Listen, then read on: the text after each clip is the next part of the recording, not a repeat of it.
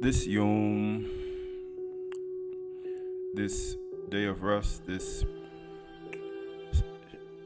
seventh Shabbat, on a 49-day count leading up unto Chag Shabua. When the sun goes down, the evening time comes, and it's darkness over the face of the deep.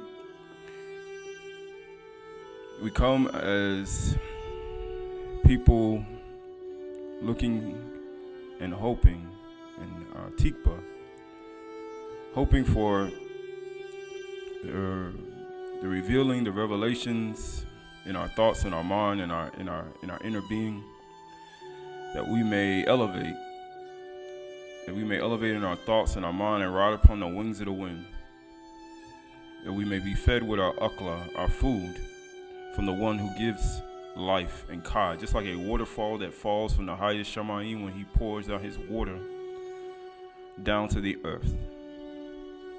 Even as a beautiful, majestic feeling that one receives when the sun hits the water as it falls, and a bow appears in the midst of the falls. So this Yom, as we sit and some stand, we remember, we zakar, we remember who we are. We remember who we are on the inner being. And we acknowledge the one who sits in the highest Shamayim, Yahuwah, with his Ben Yahusha, who helps govern the Shaba'i Shama'ims, the one who gives life and Chay to those on the earth, the one who gives breath and life to all the animals and creatures, the one who created the underground waterfalls and the streams and the rivers and the civilizations and the ecosystems throughout. Yahuwah Elohim, the one who made all of the har of the earth, all of the oceans, the yum, and all of the uts, the trees, and all of the things that we can clearly see, that we may be without excuse to know that there is someone who governs everything and that gives life to all of us through his infinite wisdom and knowledge and understanding. So this Yom, as we move forward in the compassion that Yahuwah shows us. We move forward in the mercy that he shows us. We move forward in the joy that he gives us. We move forward in the self-control that we acknowledge within ourselves. We move forward in the kindness that he extends to us. We move forward in the patience that we exemplify by waiting for him. And most of all, we move forward in Amunah, in love, which binds and holds everything in a perfect harmonic vibrational frequency within ourselves and our mind, that we may be balanced within, and our thoughts and our mind may radiate and bear fruit, 12 manners of fruit, that it may yield every single month, and that we may pour forth from our inner man and our inner being water clear as crystal, not only for ourselves and our ecosystem of our minds, but also for other people. So this Yom, as we move forward, we remember, we will pay attention. But as we always say, being surrounded by so many enemies and things that may clog our mind, close the doors of your mind from all carnal will, all carnal thought, all emotions, all desires, all fears, all doubt, all laziness within. Anything in the center of your mind that does not allow your mind to come to balance within oneself, within both physical and non-physical being. For today is the day of freedom. Today is the day of warning. Today is the day that Yahuwah has given us as a gift. And we will rejoice and pay attention in our inner being, that he may feed us with our heritage. That every tongue that rises against us in judgment, we shall condemn.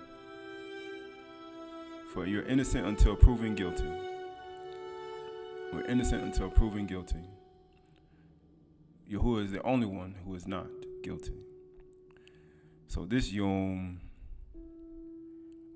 we focus.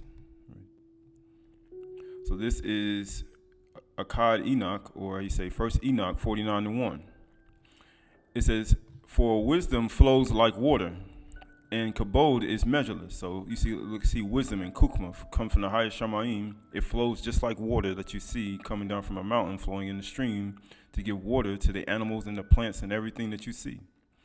It says, and kabod is measureless. His glory is measureless. So you look at Yahuwah's kabod, it's measureless. You can't measure it. It's infinite. Before him, forever and ever. For his might is in all the mysteries of righteousness. So you look at all the mysteries of right. It has to operate in righteousness. We're on a 49-day count towards what? Chag Shabua, right? Bakur, how you say, Feast of Weeks. Chag Bakur. Shabua, I'm sorry. And then you have Bakur, right? First fruit, right? We're moving towards that. It's in righteousness.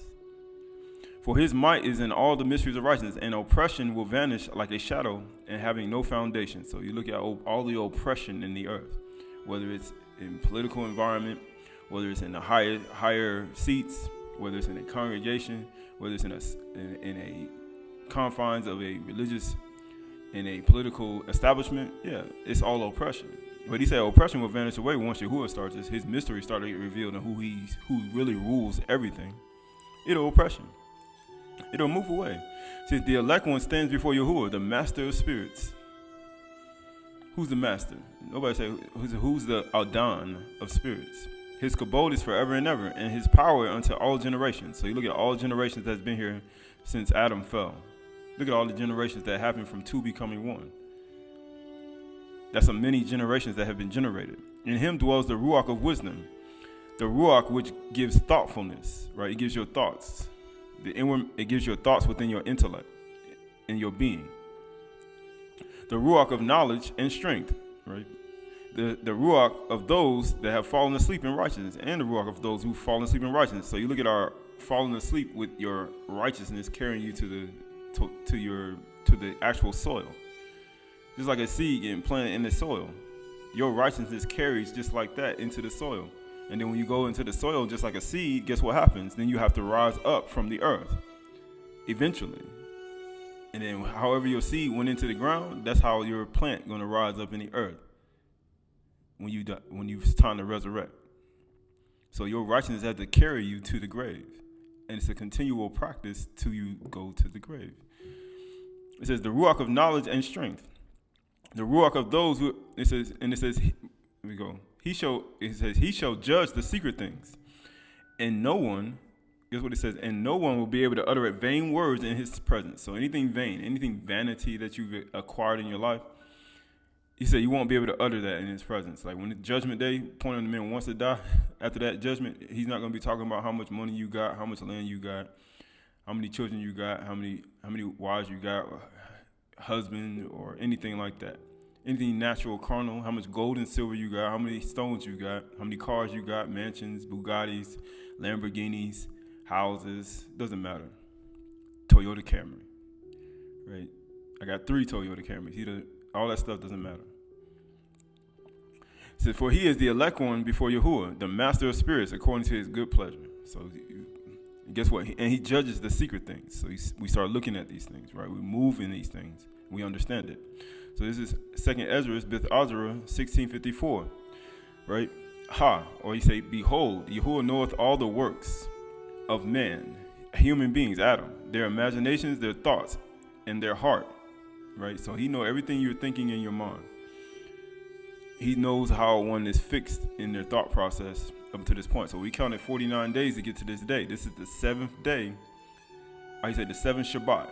And amazingly, it's the 7th day, right? You add 7 plus 7, that equals 14, right? Right. Verse 55 says, which spake but the debar, let the earth be made, and it was made. He spoke the debar, and it was made. And he said, let the Shamayim be made, and it was created. Just like we're moving in from this is the 7th day, the 7th Shabbat going to Chag Shabua, Feast of Weeks, is the same thing he getting ready to do when the sun goes down. There's going to be darkness over the face of the deep. Evening, morning, Akkadium, right? It says, verse 56 says, in his word were the stars made. The stars were made, and he knoweth the number of them. Do you know the number of the stars? The Kukabim, the Yark, the Alphic star, the Menzian star, or do you understand the Peg star? Do you know? Can you count all these stars? Can you count he say the Kima and the Quetzal, Orion and the Pleiades, the 7 stars? Can you do that? Can you count all the number of the stars that exist around the her star system and all the galaxies? He said he know them all by name. Right. Verse 57 says he searched the deep and the treasures thereof, and he measured the sea and what it containeth. Anything you think of that one can think of, even the creatures that exist about 500 feet deep, that have luminescent skin that can actually glow inside of the water. He knew them all. He formed it all. Right? It says, verse 59 says, he spread out the Shamayim like a vault, like spheres, right? Upon waters have he founded it. So he laid them all out like spears, like cougs, like spheres on the. And you see circles and spheres in the Shamayim. It says right here, he says, in the desert hath he made springs of water and pools upon the tops of mountains, that the floods might pour down from the high rock and water the earth. So you look at all the streams and the rivers that flow. They flow from a higher state. Anytime you see a river, just know there is a high mountain nearby, because the rivers don't flow unless there's something higher than them. Right? Most people understand. Rivers don't flow unless there's somebody higher than them giving and the water coming down. Just like your mind is higher than the rest of your body. When the water flows down and your cup overflows, it flows down to the rest of your body and it washes you clean. It gives the rest of your body drink. The same way if you don't drink water, what happens? Your body dehydrates and your rivers start flowing in your body. The same way when it comes to your mind, with the bar, with the fountain of water. If it stops flowing, then guess what? Everything stops growing. Right? So, and it says,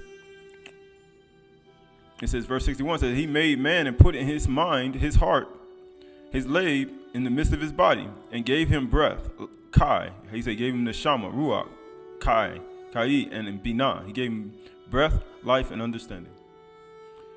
In a man, in Ish, in Adam, both male and female. He gave you life. Verse 63, surely he knoweth your invention, so he can do all, he got all this power. He got all this power. And he said, surely he knows what you in your inventions, what you're inventing in your thoughts, what you're inventing in reality, what you think in your mind. I can see what you think. I can read your thoughts. Didn't Yahushua say that? He said, and knowing their thoughts, he said, does this offend you? He can know what you think in your thoughts, even them that sin, and what hide their sin. Well, he said, what hide their kata. You ever seen a parent, a mother and a father, and a child come in, and then they be, and the child, and you see walking on the child look at you, eyes bucked open, eyes wide open, and knowing they did something wrong.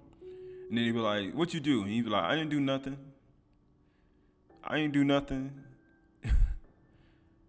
And you be like, yes, you did. No, I didn't. I didn't do nothing. What you hide behind your back in your hand? Right? It's the same type thing. Right? Verse 64 said, therefore hath Yahuwah exactly searched out all your work. So he done search you out, just like a mother and a father search out a teenager or a woman or a teenager's home, a room. Because they're like, I'm going to search you out. I'm going to find out what you're doing. Why? I'm going to search out all your works.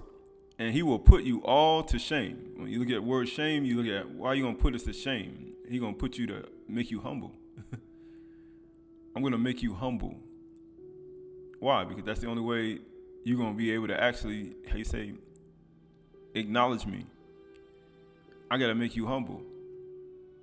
Why? Because I got to search out everything you're doing. I got to expose everything you're doing by light. And then it's going to make you humble. It's going to make you humble, right?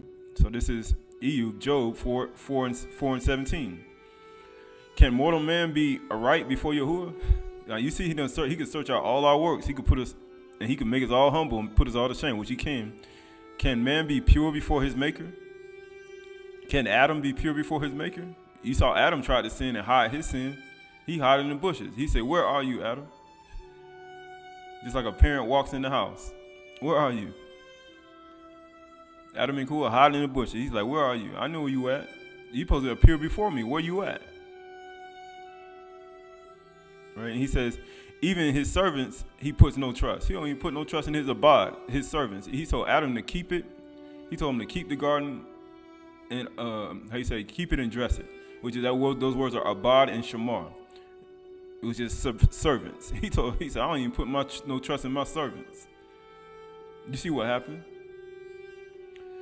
He put no trust in them. And his Malakim, he charged with error. He charged Hashatan with error, Shem Yazan, Azba'al. He charged Azazal with error. He charged Amarach with error. He charged all these Malakim with error.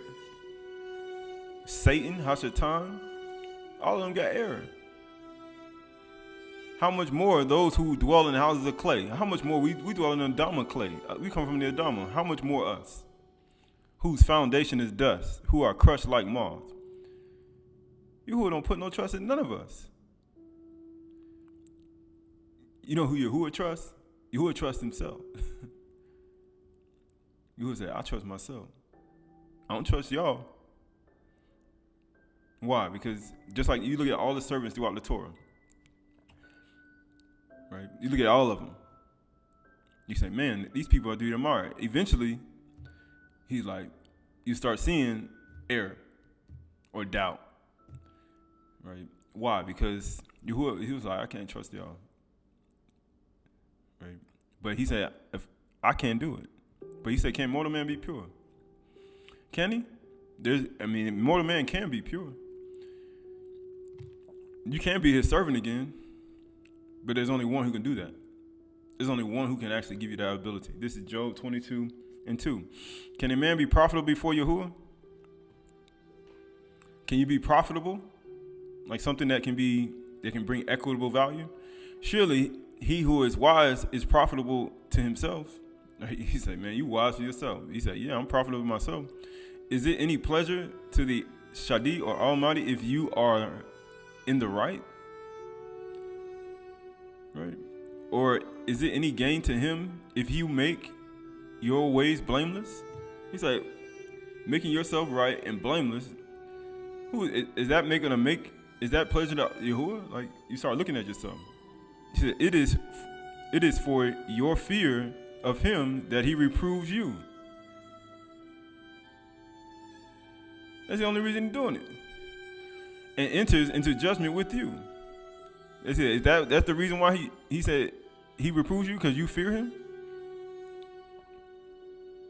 Because you fear him, that's why he's reproving you? No, that's not the reason why. It's not he's not reproving you because you're right. He's not reproving you because you're blameless. And he's not reproving you because you fear him. He says, what did he say? And he's entering the judgment with you. He said, is not your evil, he said, is not your evil abundant? That's the reason why he's reproving somebody. And he's telling you something. He was like, what? There is no end to your iniquities. That's the only reason. It ain't because you right. It ain't because you blameless. It ain't because you perfect. It ain't because you fear Yahuwah. And it ain't because that's not the reason why he's judging you. It's because you evil. He said your evil is abundant, and your endless iniquities is infinite. It goes on forever. It's just too many. He said it goes on forever.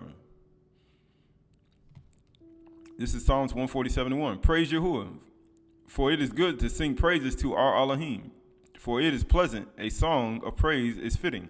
Yahuwah builds up Jerusalem. He gathers the outcasts of Yasharal. He heals the brokenhearted. He said, you an outcast? He said, what do you mean outcast? Are you an outcast?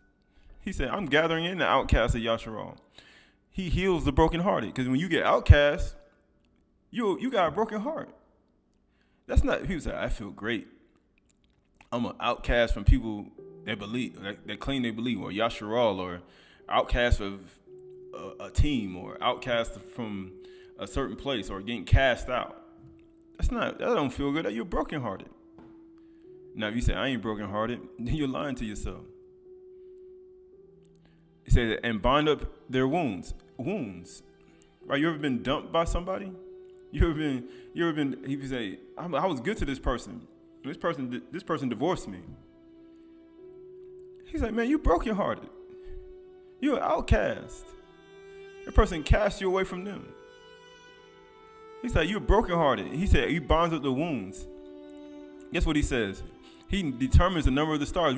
You just hear about that. I can determine the number of the stars. He gives to all of them their names. I give you a name. I know you. He said, I know you a kuka bean. That's why you cast out. You got broken heart and wounds. You one of them. You a kuka. He says, great is our master and abundant in power. His understanding is beyond measure. It's infinite. Just like we have infinite iniquities and abundant evil. His understanding is infinite. It's endless. That's the only thing that can actually cleanse you. His infinite, endless understanding. He said, I put in man Binah, understanding. I gave him life and then the Neshama and Ruach. But the only way I'm going to be able to cleanse a person is through infinite knowledge. And that comes from me.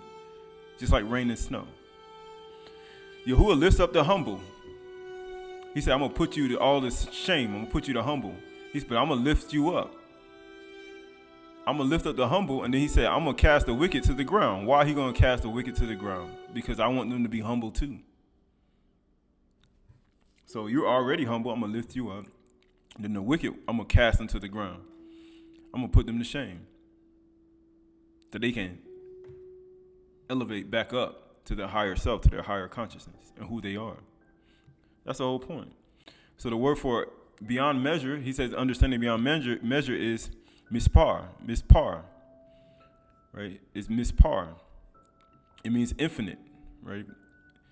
It means what? Innumerable, right? Innumerable. People saying, how can a negative be innumerable? You put a negative 0.000111110. You know, you put all those numbers, right? And you put a negative on the end of it. People are like, that's not endless. It gotta keep having equitable value. He said, I'm endless going to positive, and I'm endless going to negative. So you can go all the way to the most positive number you got.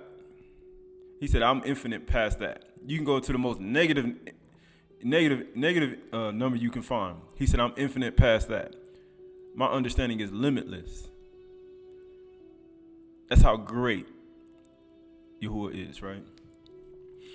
It says recounting, right? It's relation, right? Narration, right? You start looking at our lives, he's saying all these narratives they have out here.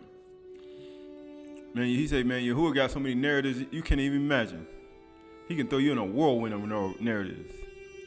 You wouldn't know what was true or not, right? But these are all the moving forward of this. Marshally, Proverbs 3:1. My son, do not forget my teaching, but let your heart keep my commandments. So you look at your mind, your heart. He said, don't forget it. You forget in your thoughts, in your mind. Just like we're on a 49-day count, and we're on the 49th day, the 7th Shabbat, right? After waving the sheaf, moving forward in righteousness. Because in these times, it's righteousness. It's a mystery. It says, for length of days and long life and shalom will be added to you. If you don't forget teaching and the commandment of your mother, right? He said, my son, do not forget my teaching, but let your heart keep my commandments. For length of days and long life and shalom will be added to you. Let not steadfast love and faithfulness forsake you. Don't let it leave. Steadfast ahab and faithfulness. Don't let it leave you. Don't let it forsake you. Don't let it escape you. Don't let faithfulness and love escape from me. Bind them around your neck. Write them on the tablets of your heart. On your heart and your mind. So you will find favor and good success. People say, I want good success. This whole truth about forgetting not his commandments and his teachings is all this is good success in your life. That's all it gives. He says, in the sight of Yahuwah and man. You will have success in the sight of Yahuwah and man. Why? Because you confessing Yahuwah, his Ben Yahusha, and you keeping his command, and you have his teaching, and you have good success in the sight of people. Yahuwah sits in the highest Shamayim. He gonna see you, and all the people of the earth gonna see you. It says, trust in Yahuwah with all your heart and your mind, and do not lean to your own understanding. Because you know us. That's why he said you put no trust in us. Because we'll find a way to lean to our own understanding. Why is he telling us not to lean to our own understanding? Because we be doing it. We do it. So if he's telling us, that means we do it. So he's like, don't do it. In all your ways. So that's in everything you do. Whether you eat or drink, whatsoever you do. Whether you reading, whether you praying, whether you drinking water, everything you do. Whether you running down the street, Whether you're gardening, whether you're fasting, when you're taking care of animals and creatures, whether you're at your job or your how you saying, or they call your job, or all the other places that people go, whether they're traveling, it doesn't matter. He said, do all in His name, right? Do not lean to your own understanding. In all your ways acknowledge Him. So you got to do it in every single thing you do, and He will make straight your paths. He'll show you the way. He'll make straight your paths. Be not wise in your own eyes, because we can always be wise. Why? Why would He tell us not to be wise in our own eyes and lean to our own understanding? Because we can do that. He says, fear Yahuwah and turn away from Ra, evil. Because that's understanding. Because our infinite, abundant Ra, we're infinite in that. Our understanding is to depart from Ra, right? Because our iniquities are infinite. But it says right here, and He says, it will be healing to your navel and refreshment to your bones. It'll be a refreshment to your bones, right? So because we know the word for flesh is shore, or He say navel string. It'll be healing to your flesh, but it's healing to your navel. It'll be healing to your shore, your umbilical cord, your navel string, your connection, right? It's just like a spiral staircase that extends up a house, right? It'll be healing to your string, your umbilical cord, your connection to your Ab as your son and daughter. It'll be healing to you. And guess what it says? On your umbilical cord, right? Your mother's not a Hittite and your father's not an Amorite. Your father is the mother and father of the highest order and the highest Shamayim. If he is your father, if you choose him to be your father, if you want to be back with him. The word for healing is refuth. It means healing, a cure, health. It'll be healing to your shore, your connection with him. Right? If you go to your father for everything you know, guess what? Man, it'll be all but healing words. Or refuth the bar. That's all it's going to be. Refuth the bar. Refuth the bar. And that'll be in your everyday life. And whatsoever you do in all your works, if you go to him for everything, refuth the bar. It'll be healing the bar. There's no way you can get into trouble. Refuth the bar. Refuth the bar, right? So the word for refreshment is shikui. It means drink. It'll be refreshment, or how you say, to your bones. Shikui, refreshment, beverage, refreshment drink. Like, and then when he's talking about going to a sporting event or a stadium, he's talking about, you can heal your connection with Yahuwah Elohim and the highest Shamayim, and he'll give you a refreshment to your bones. He'll give you a refuth, shikui, right? It won't be for an athlete or some type of concert or music artist or some type of political person or somebody on the earth. It'll be for you. You'll get refreshments for you. Because most of the time people get refreshments at these things to hear from other people, to see other people. But Yahuwah's like, nah, I'm going to give you refreshment. I'm going to serve you refreshment, and I'm going to give you refuth as well. Right? Refreshments, right? It'd be refreshments to your bones, right? To your stem, to your bone, your essence, who you are, your external body. It'll heal your external body. The substance, the self-same, the inner man, the inner being, the inner bones. Like the bar is quick and powerful, sharper than any two-edged sword, separating the joint from the marrow. Think about where bone marrow is located. Bone marrow. Just think about that, right? It says your body, your bones, your essence, your external body, right? All these are all parts of you. It'll be healing to you, your inner man, Yahuwah's refreshment, your connection, your umbilical cord. When it's healed, it will heal your outward man. It will heal your outward man. Because we know about the placenta. It is said, they say if you eat your placenta, what happens? They say when you get back connected to your placenta, it will heal your natural man. They say it's medicine in here. Why? Because when the child is inside of that placenta, it's connected to the tree that he came from. You're from a tree, just like any other tree. You have the same veins in your body. You have the same patterns in your skin. When you put your hand out, you see the veins in your hand. You can see the very veins of the actual placenta in your hand. You can see it also in your hair when it grows. Even in your spine, when you put water in your body, you can feel the actual what you put in your stomach goes directly up to your top of your mind. You can feel it in your head. You know how they say you drink it goes straight to the head. Exactly, because that's where your branches are. And when you drink your water, or when you drink whatever you drink and you put inside of you, your roots, it goes right directly in your stomach where your roots are, and it goes directly up to your mind. It goes straight to the head, to the top of the branches. And that's what allows you to bear fruit. So when you eat things, when you hear things, when you drink other debar, or you drink sound vibrational frequencies, understand that's going directly in your stomach and going directly to your mind, and it goes straight there. It don't even hesitate. And you start thinking about our connection and our trees and how we are, right? You got the placenta, it's connected.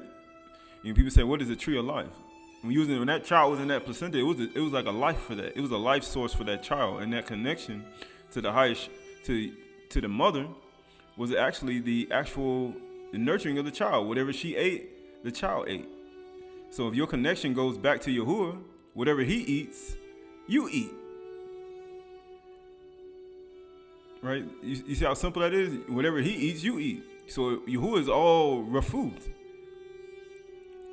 which means that he offers food, which means that you consume what he consumes as the mother and nurturer.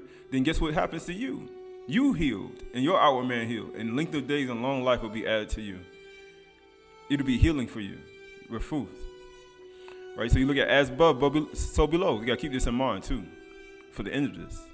As above, so below, right? You start looking at him being above and you below, with the umbilical cord attached to you as a child. Same way when you look at your body, when you're outside of your body, outside of who you are, the human construct, and you look at your natural man, right? Your connection, right? But you gotta become a child in order to do that. Then you have to grow up. But most people don't want to be a child again. Right? When we look at our umbilical cord, we look at where we are. Like, we're born in the physical realm. This is the physical realm. But in actuality, our inward man is connected to another higher being. And that's in another world, another realm. People saying, oh, ain't no other world. They're lying to you. We're alone in the galaxy. We're alone in the Rakia. We're alone in the universe, like how they say. They're lying to you. They're lying to you. The demons are lying to you. The Shadim don't want you to know, because they're having a great time. The beings don't want you to know. The other beings, the other physical beings, they don't want you to know. The other beings in the other world, they don't want you to know. The ones that got the power, they don't want you to know that.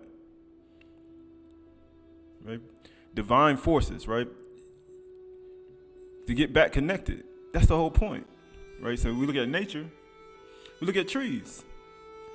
Our natural man, our trees. We look at 49-day cycle. When we get to that day of waving the sheep, we're supposed to plant seeds in the ground. What do those seeds produce? Trees. Just like you are a tree. And you plant seeds inside of you, it's supposed to produce a fruit to offer to Yahuwah tomorrow. We're trees. So you look at the placenta. Of course, this is, they made this in the shape of a placenta, but you start looking at the one on the right. That's a placenta. It's just like any other tree that you see. And you came from that. So when you see a forest, you see trees in the forest, and you walk, when you touch a tree, just understand you're literally touching something that resembles who you are. Literally. And where you came from. You look at your fingerprints.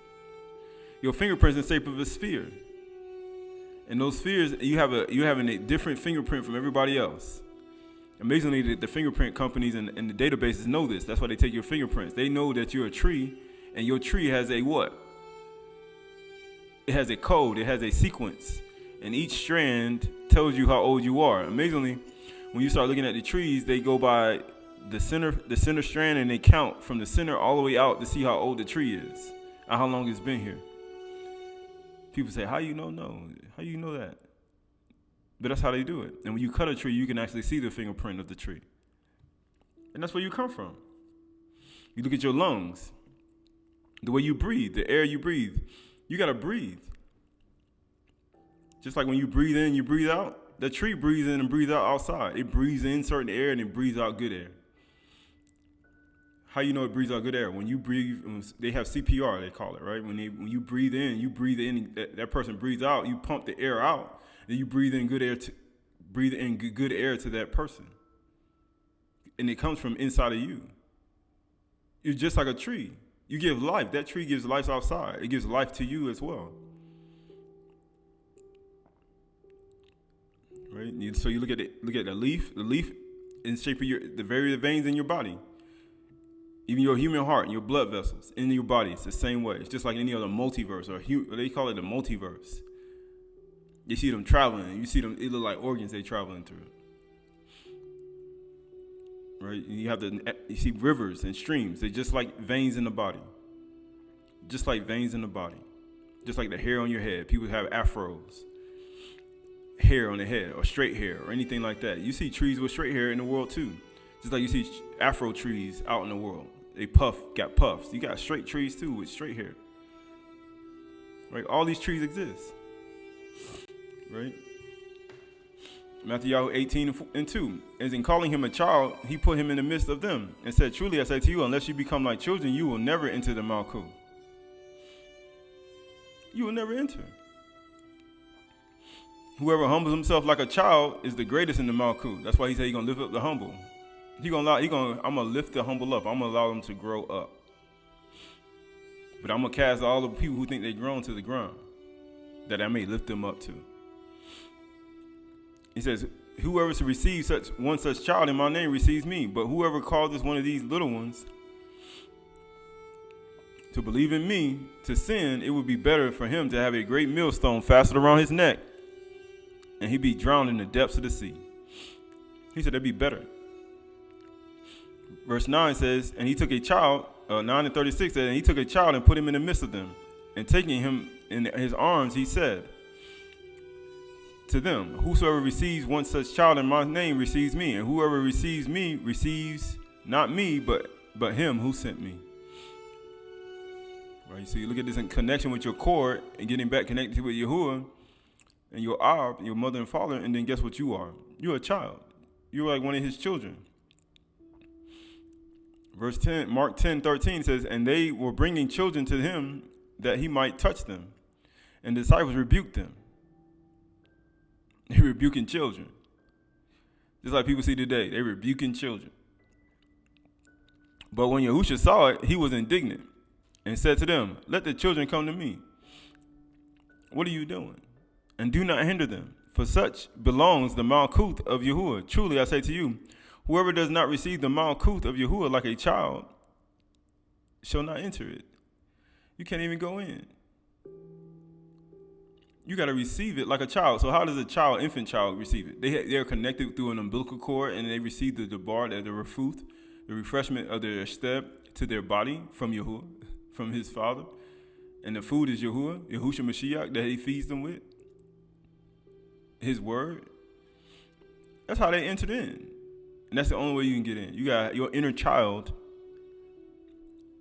has to be connected, and you have to be fed. And you have to be humble like a child, or Yahuwah will put you to shame. And said, and he took them in his arms and baraked them. He grabbed them and hold them and caressed them, and he touched them. He baraked them and laid his hands on them. This wisdom of Solomon 8:8. Hear the word of truth and receive. Oh, he said wisdom of Shaloma or Solomon ODE 8:8. It says, hear the word of truth and receive the knowledge of Yahuwah. Your flesh may not understand what I'm about to say to you. Your garments, that which I am about to declare to you. So you look at your garments, look at your clothes, and everything you wear, and your flesh in the mirror. He said it's not going to understand it. It's not built to understand it. Because it's a natural carnal state. Verse 10 says, keep my mystery, you who are kept by it. Keep my amunah, you who are kept by it, and understand my knowledge. You who know me in truth, love me with affection. You who love. Love. For I turn not my face from my own, because I know them. I know who you are. those who counted the 49 days, those who counted the 7 Shabbats, those who were conscious and understood, okay, this is a transition time for me and moving in towards knowing who my Malak is, knowing who my king is, knowing how you said the marriage and who I'm connected to Yahuwah Elohim, right? He said, I'll never turn my face into my own. He said, for I turn not my face from my own because I know them. They're my children. And before they had existed, I recognized them and imprinted a seal on their faces. Before you even existed, he said, I already knew who you were. Before your bones even formed in your mother's womb, I knew who you were. Before you were even born, I declared you to be a Nabi to the nations, a Queen. Before you even born, I knew who you were. I fashioned their members in my own breast. I prepared for them, just like any other mother, nurturing a child, that they might drink my Kudash milk and live by it. I am pleased by them, and I'm not ashamed by them. For my work are they in the power of my thoughts. He created us by his intellect, by his makashapa, right? This is Psalms Tehillim 51:10. Come, O children, listen to me, and I will teach you the fear of Yahuwah. What man is there who desires life and love many days, that he may see good? Keep your tongue from evil and your lips from speaking deceit. He said, that's how you live a nice, good life. And he says, turn away from evil, and do good. Seek peace, shalom, and pursue it. He said, what do you mean pursue it? Run after it. He said, man, that brings peace. I'm going after that. That's peaceful. I like that. That's peaceful too. I like that. That's peaceful life. That's good. It's bringing peace. Stay that way. Why? Seek it. The eyes of Yahuwah are toward the righteous, his children. And his ears are toward their cry, just like a child. If it cries, if father comes, mother come, grab the children and lift them up in their hands, and then it what? Touches them to make them calm down. Isn't that what Yahusha did? He said, you humble yourself like a child. He said, that's exactly what I'm going to do for you. I'm going to lift you up, I'm going to hold you, and I'm going to caress you. Because you're crying. The face of Yahuwah is against those who do evil. What do you mean do ra? They're going to do evil to my children. He said, I'm going to be against you. What's my child crying for? What you do? Right? That's all he's going to say. What did you do? To cut off the memory of them from the earth. That's what he's going to do. Just like a father with a child, a mother. Aleph Kanaf, 1 Peter 2:2. Like newborn infants, long for the pure spiritual milk. Like you don't feed an infant, that baby cries. That child cries. The Yalik cries. That by it you may grow up. He lifts up the humble. But he casts the wicked to the ground, but he lifts up the humble.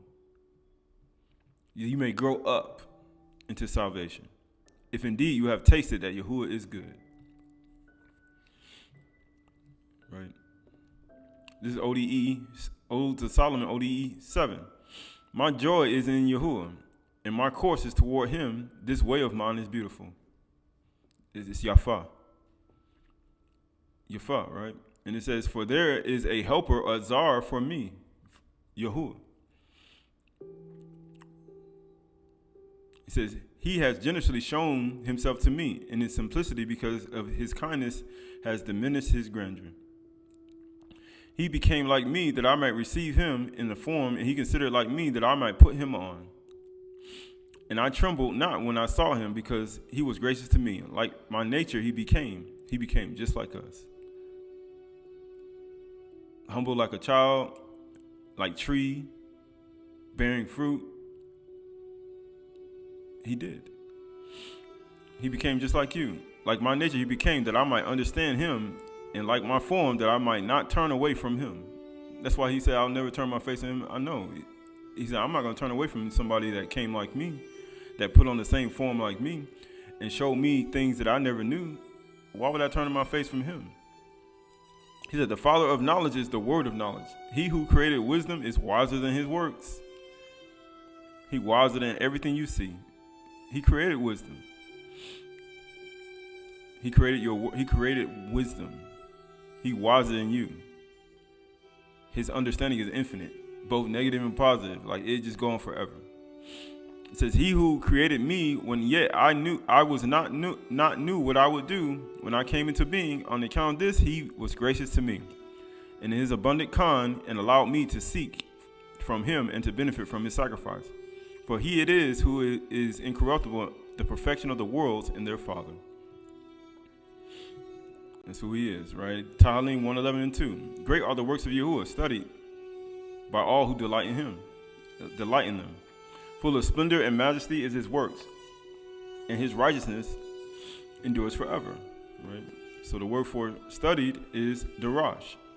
Great are the works studied, seek with care, seek in prayer and worship, to seek with care, to practice, to study, to follow, to be sought, to follow. That's why those who counted 49 days, that's why those who wave the sheep, that's why those who counted the omer, that's why those who get the daily bread, or how you say, lakam yum, right? Every single day, moving towards that. He said daily, right? Worship, resort to seek or ask, right? Great are the works of Yahuwah, right? Darash. But also some people seek after necromancers and heathen gods as well. They do that too. But he says to consult. He said, great are the works of Yahuwah. Study. Seek with care. All these things are a part of it. Follows. So the word for darash is daleth, rosh, and shun, right? So you have the daleth is 4, the rosh is 200, the shun is 300. Because the 504 we use to 9. Great are the works of Yahuwah. Followed by them that delight in them. Studied. What happened at the 9th hour when Yahushua cried out? Great are the works of Yahuwah. Studied by those who delight in them. Right? He cried out and gave up the ruach. Why? We're going to find out why. But he says the word for splendor is hold. Hold. It means splendor, majesty. Splendor, majesty, grandeur. Right? Remember he said he became like me and he diminished his grandeur. His splendidness. He diminished who he was as a person sitting higher than him, and he diminished his grandeur and became like us. He diminished his glory and his kabod, and he became like you and me, and put on this body that's comes from a tree, that comes from the essence of being like a tree,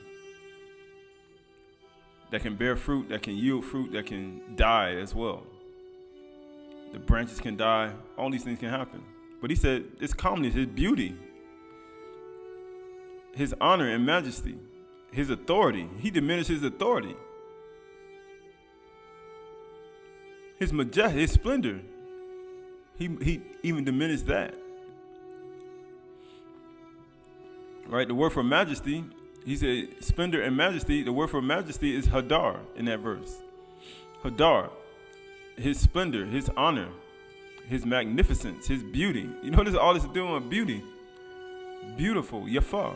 Right? He said this way of mine is what? Yafah. Why? Because Yahuwah, he became like me.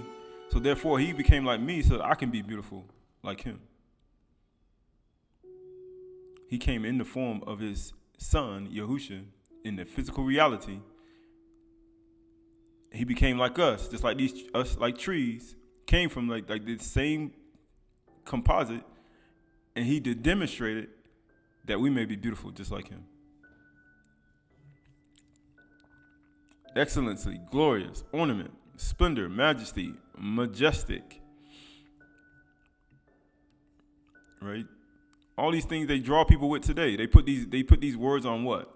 On billboards, on buildings to get people to come in. They put it on products and things that you see. They do these things. Why? To draw you in, because these words, it kind of strikes people in a certain way. Like, wow, that's beautiful. That's yafah. That's what they do.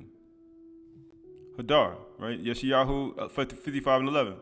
For as the rain and the snow come down from Shamayim do not return there, but water the earth. Just like we just saw. All the rain came down. We had snow, we had rain. Now the rain coming down, things are starting to grow. It says, and make it that bring forth sprout, and giving seed to the sower and bread to the eater. So we get ready to eat some of the lakam, right? Some bread. is giving you bread and seed. If you didn't have no bread and seed, you would die. The same way you didn't have water. See, the animals are depending on that water and snow. We're depending on grocery stores. They're depending on water and snow. They're depending on the seeds being given that man can sow so they can eat. They're depending on the sower and getting bread. Then the people, depending on the bread, they're going to eat. Some are. But he says, so shall my debar be that goes out of my mouth. It's just like rain and snow and water. It shall not return to me empty. It's going to produce because people are depending on it. But it shall accomplish for which I purpose. People are depending on it. And shall succeed in the thing for which I sent it. Because that's what's sent. The word is sent. It ain't you, human being. You're like, yeah, I'm sent. No, you're not sent. The word is sent. The bar is being sent. And being that the bar is in you, the bar is taking control of you and sending you. And taking over your body and moving you to give the drink to somebody else. Right. So the word for the bar is speech, utterance.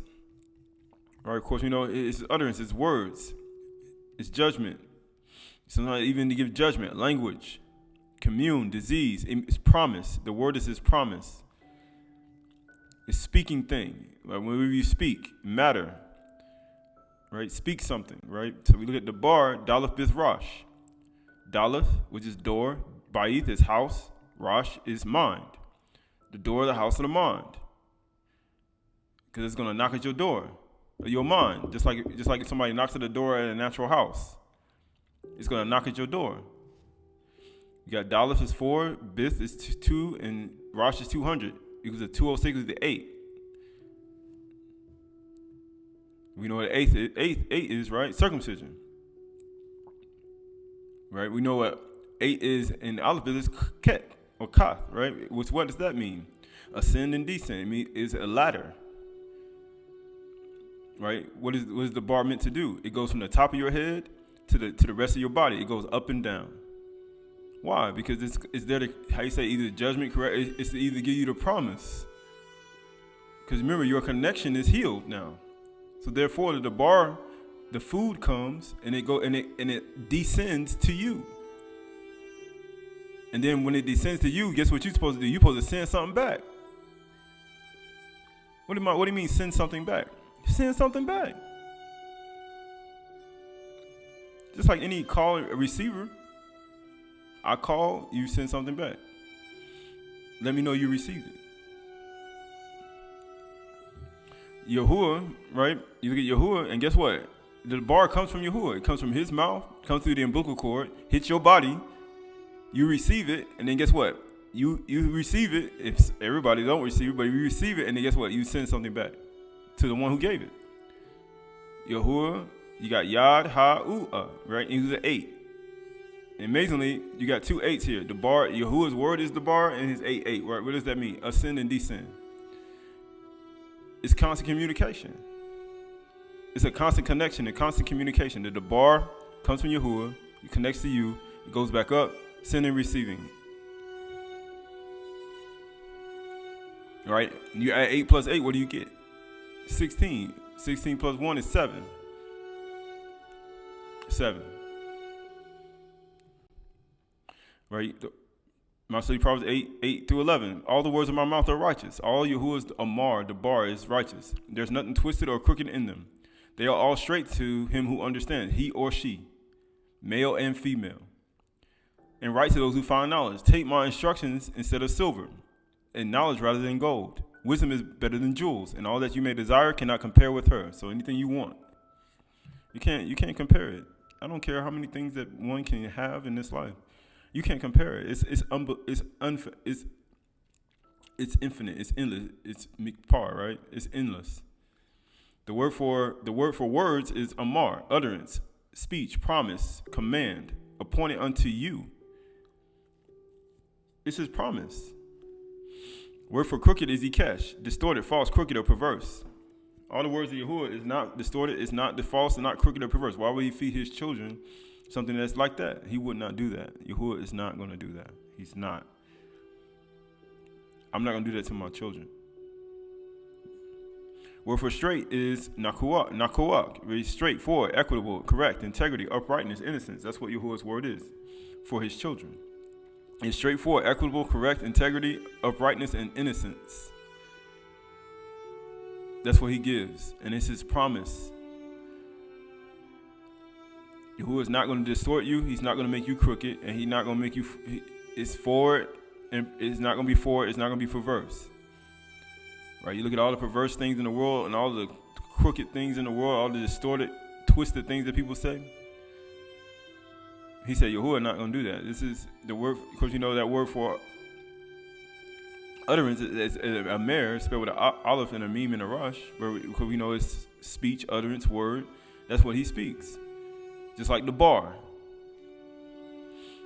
Right? It's his promise. It has a vibrational frequency that's only in tune to those who are connected to him. And when they hear it, they receive it, and they're like, woo, that is my father. But he say, no, that is his son, Yahushua Mashiach. That's his son. That's his Debar. Helping him govern the Shabbat Shamayim, right? Because when he sent his son out through the Shabbat Shamayim, it governs everybody. That's what he does. Luke 8:11. Now the parable is this: the seed is the word of Yahuwah. The ones along the path are those who hear the word. Then Satan comes and takes away the word that is sown in their hearts. Why? Because he's going to take away the seed. He wants to take away the seed and plant his own seed. That's the only reason. I want to take away your seed, and I'm going to plant my own seed, so that they may not believe and be saved. That's the only reason he do it. The one on the rock are those who, when they hear the Debar, receive it with joy. But these have not root. They believe for a while, and in time of testing, they fall away. They don't do it no more. And as for what fell among thorns, they are those who hear, but as they go on their way, they are choked by the cares and riches and the pleasures of this life. They choked by it. And you know what happens when you choked? And it says, and their fruit does not mature. Right? So you're in the stage now, some fruits, some things you planted, some things are not mature yet. So you got to keep fertilizing it in order for what? It to produce. You got to keep putting nutrients in the soil for what? For it to produce. So it can mature. It says, as for the good soil, they are those who hear the Debar, hold it fast in an honest and good heart, and bear fruit with patience. Because you got to wait. Mostly Proverbs 24:3-5. By wisdom a house is built, kukma, and by understanding it is established. By knowledge the rooms are filled with all precious and pleasant riches. A wise man is full of strength, and a man of knowledge enhances his might. Right? So look at that word for might is what? Koach. Not koach, koach. He said, man of wisdom enhances his might. It enhances his strength, his force, his human strength. Remember we talked about the connection that heals your flesh. It'll heal your flesh. It'll heal your esteb. It'll be refreshment to your bones. Right? Strength of Malachim. Your power, your wealth, right? Your force, right? Your ability, right? It has chameleon here, right? It'll transform you. Lizard, right? You'll grow. Force, fruit. It'll make you bear fruit. He said, a man of wisdom enhances his might. He said, people think wealth is money. No, his wisdom. Wisdom is wealth. Hukmah is wealth. And it says also, Romans 12:1, I appeal to you, therefore, brothers and sisters, by the mercy of Yahuwah, to present your bodies as a living sacrifice, kudush and acceptable to Yahuwah, which is your spiritual worship. That is something that's unseen, your connection. Do not be conformed to this world. Look at the world today. Do you want to be conformed to this? Look at what they're saying. Look at what they're demonstrating by what they hear. He said, do not be conformed to this world, but be ye transformed by the renewing of your mind, which means this is a constant practice. You got to renew it. You renew something. How you renew something? You're going to renew it again? Yeah, it's like, okay, that day, boom. Whatever I didn't do that day, he said, cut your losses and start all over again. He's talking about renew it again? Yeah, do it again. He said, man, okay, cut your losses and do it again. Renew your mind every single day. You got to renew it every day. This ain't some, okay, new day. Renewing your mind every single day. That by testing, you may discern what is the will of Yahuwah. You got to discern in your life what's his will for your life. He said, are you running from his will? That's the worst thing you want to do. What is good and acceptable and perfect? What is good? What is acceptable? Is this acceptable? Is this perfect like my Father? Be ye therefore perfect as your Father in Shamayim is perfect, right? So this is Bereshit 1:28-31. And Yahuwah baraked them, and Yahuwah said to them, be fruitful and multiply and fill the earth and subdue it, and have dominion over the fish of the sea, over the birds of the Shamayims, and over everything that moves on the earth. And Yahuwah said, behold, I have given every plant yielding seed on the face of the earth, and every tree with seed in its fruits, you have them for food. And to every beast of the earth, and to every bird of the Shamayims, and to everything that creeps on the earth, and everything that has breath on the Shama, I have given every plant for food. That's why he said, let everything have breath praise Yahuwah, right? Let everything that has breath praise Yahuwah, right? That's what people were supposed to do on the Chags and the Muads. But what were men were doing? They were offering up animals. They were killing them. So how can everything that have breath praise Yahuwah when people offering up animals and killing them? They can't even do it. He said, I gave him every plant for food. And it was so. And Elohim saw everything that he had made, and behold, it was very good. And there was evening, Areb, Bakar, Shashi, Yum, or evening, morning, 6 Yum. That's what he did. He said, be fruitful, multiply, and fill.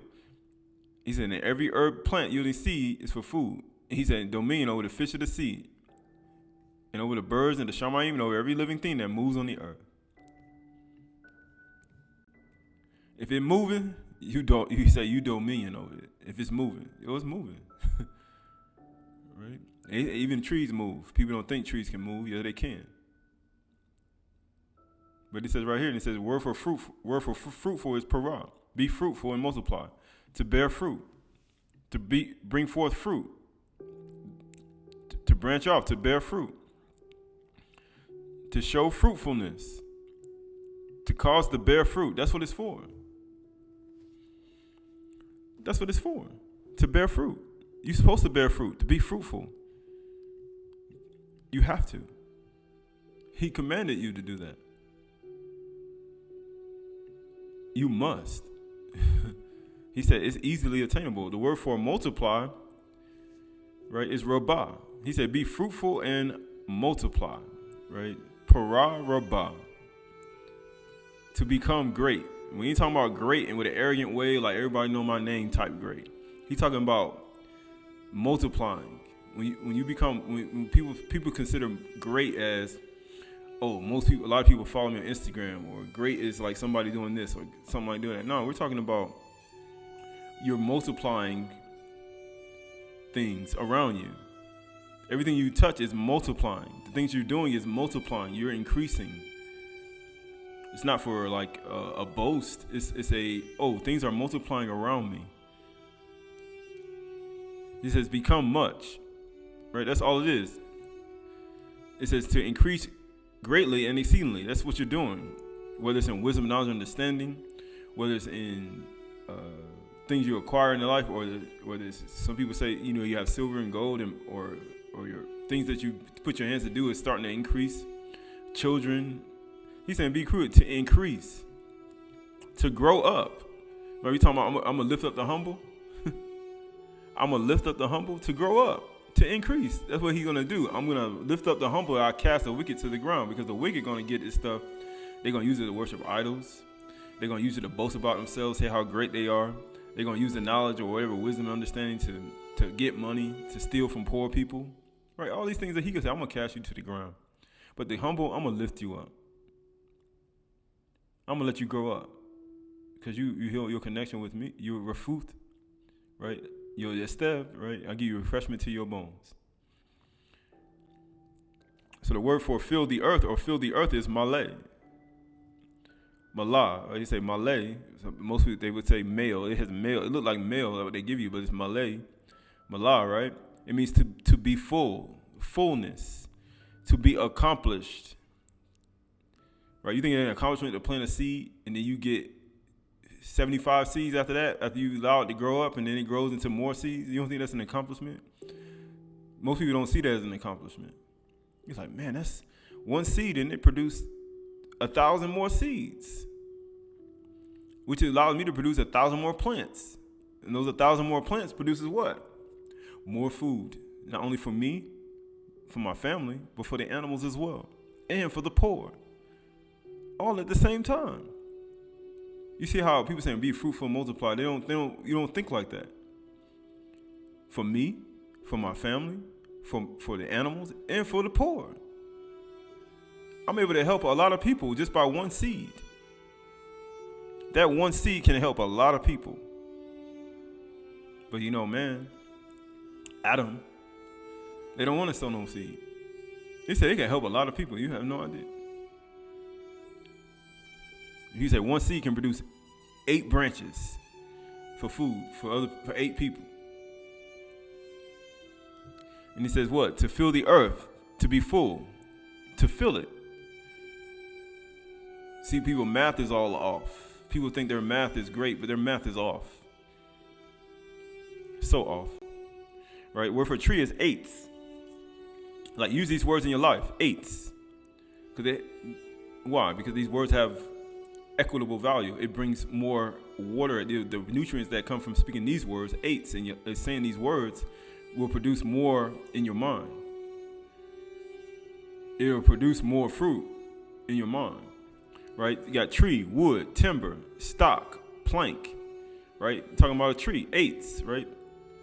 Cedar wood, firewood, piece of wood. People saying all these things. You notice all these things that Yahuwah created have multiple use cases.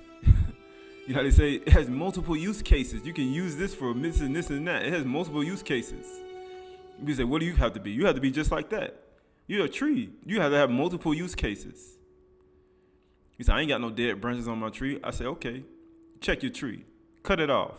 And that has a use case. I got a fruit branch. Okay. Cut those, harvest those in. Those has a use case. Like everything you do has a use case.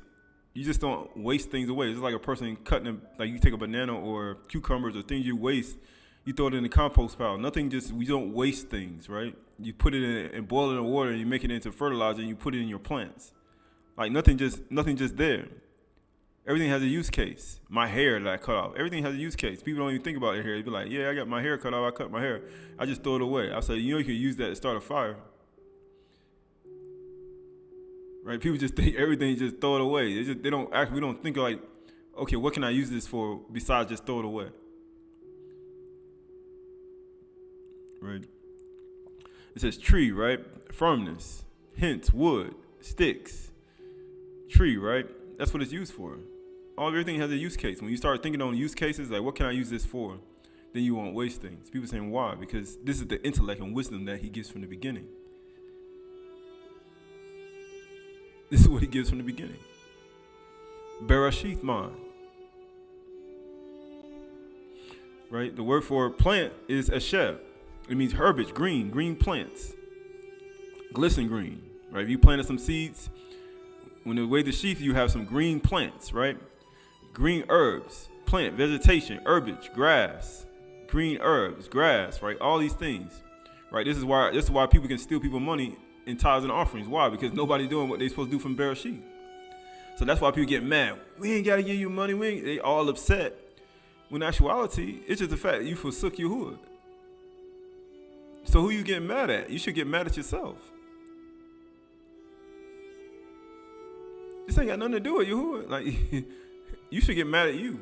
Get mad at you. Get upset at you for not doing what he told you. Right? These are the things that one has to realize within themselves, right? Word for seed is what? Zerah. Right? You have two different words. Zerah, you have Zerah, right? Zerah, right?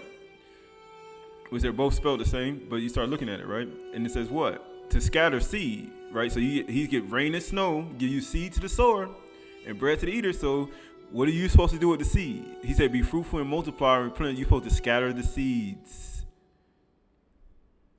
Right? Scatter the seeds. It says, and then you guess what? It says producing, yielding seed. That's the only way you're going to get more seed. You go sow seed, you get more seed back. It means to become pregnant. People say, I ain't never got, the only reason we ain't becoming pregnant because you ain't scattering seeds. Just like the earth can't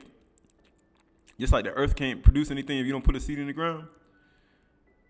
Yahuwah sent down the bar like rain and snow, just like he sent Yahushua Mashiach as the seed in the earth, and it planted into the ground, and it grew roots all the way to the center to the center of the earth, and then it rolls all the way up back up to the Shamayims.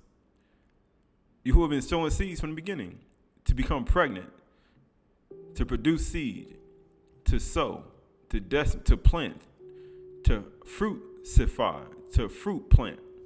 You got to sow seed. Zerah, right? You got to do it. People say, why? Because this is a part of your life, right? The word for meat is okla. Meat is okla. This all has a meaning. You're going to see. Okla, right? The word for food is meat, bereshith. Right? So you got bereshith 1:27 through 28. That word for meat, it'd be food for you, is okla. Okla.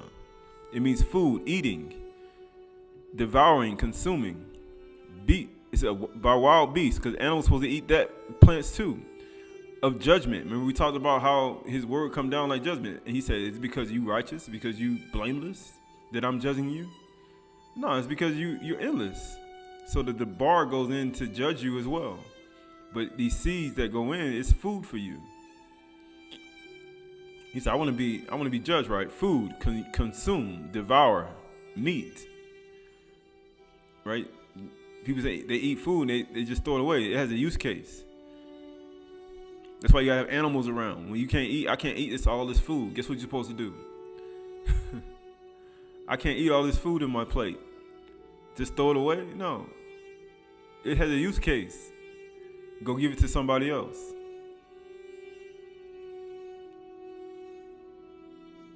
Right? Everything has a use case. Like we just thinking like everything just wasted away. No, everything has a use case. Nothing just happens. Right? Anything that's produced, it can go far beyond what one may think. Right? So only reason we went through all of that is to give you a good soaking so you can see what's next. Right? This is Leviticus 23, 9 through 14. And Yahuwah spoke to Mashah, saying, speak to the people of Yasharal and say to them, when you come into the land that I give you and reap or katsar, its harvest, or in katsir, that's what that means. You shall bring the sheaf of the first fruit. That's what we just did. That's what we did 49 days ago. 49 days ago.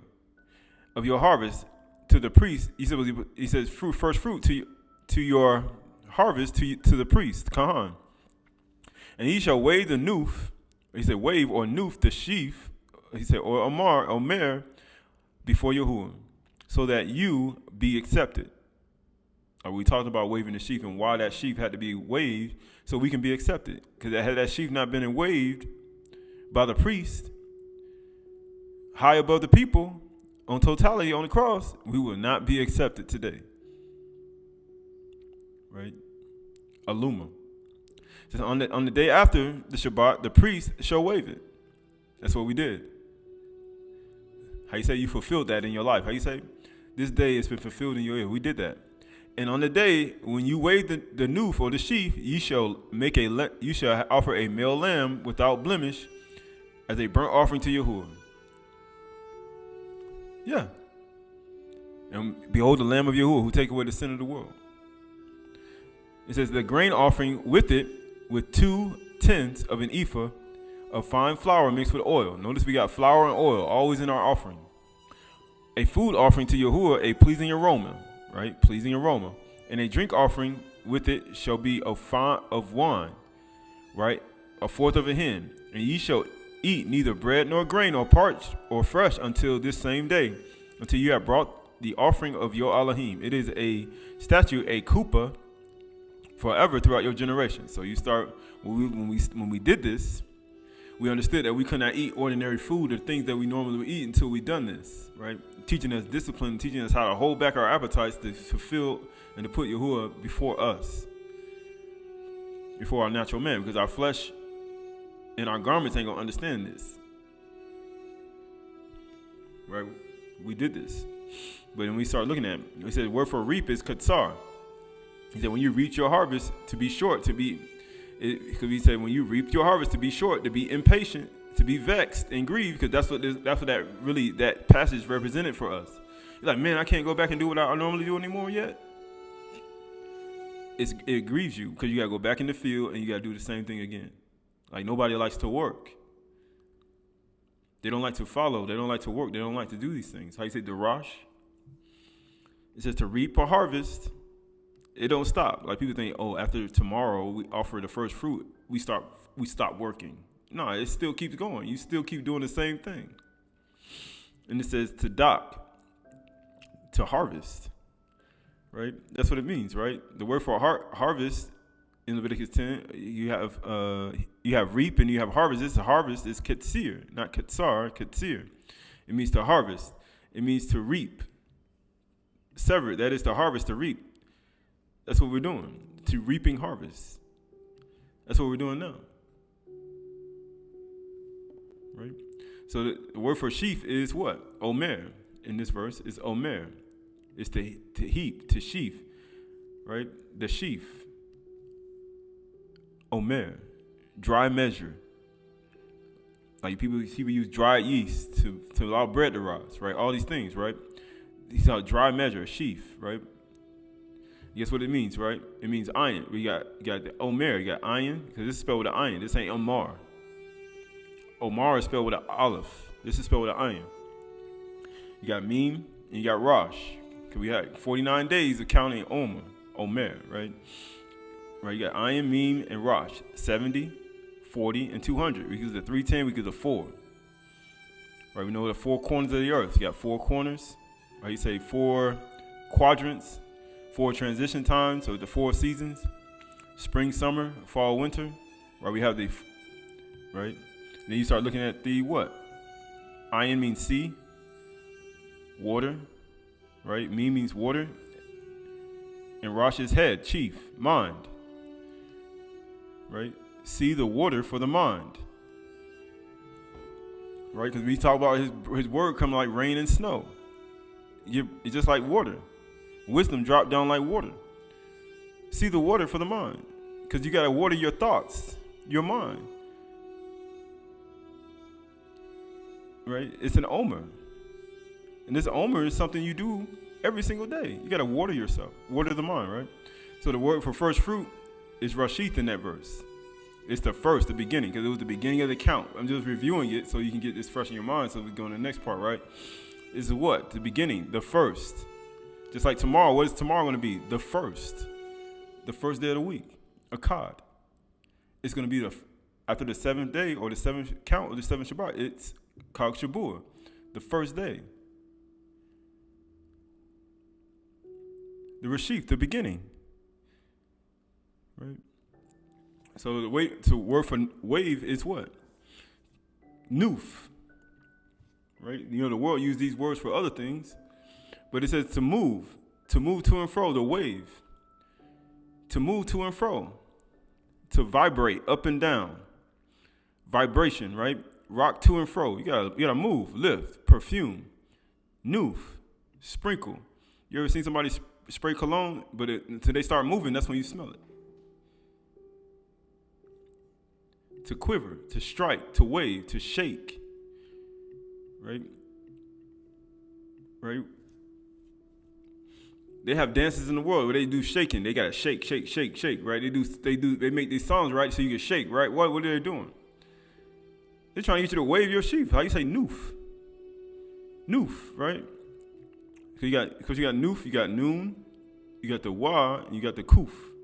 Noon is 50, Wa, U is 6, Wu is 6, and the Kuf is 100. You see, it was a 156, so he's the 12. 12, right? So you look at 12, you look at 12 tribes. You get 12 Chdash, 12 months in a year. Or Shaly'shy Chdash, right? Right? All these are what? 12 months. Rock to and fro, right? So you got to be accepted. It's Ratzon. Ratzon is what? Pleasure, delight. Goodwill, acceptance. Desire, pleasure, delight, acceptable, acceptance, accepted, delight. That's the reason why the Nuf was raised. That's why Yahushua said, the servant going to be act deal wisely, going to be exalted very high, because he had to be, in order for you to be accepted, he had to be raised up in the Shamayim by the people, by the priests, right?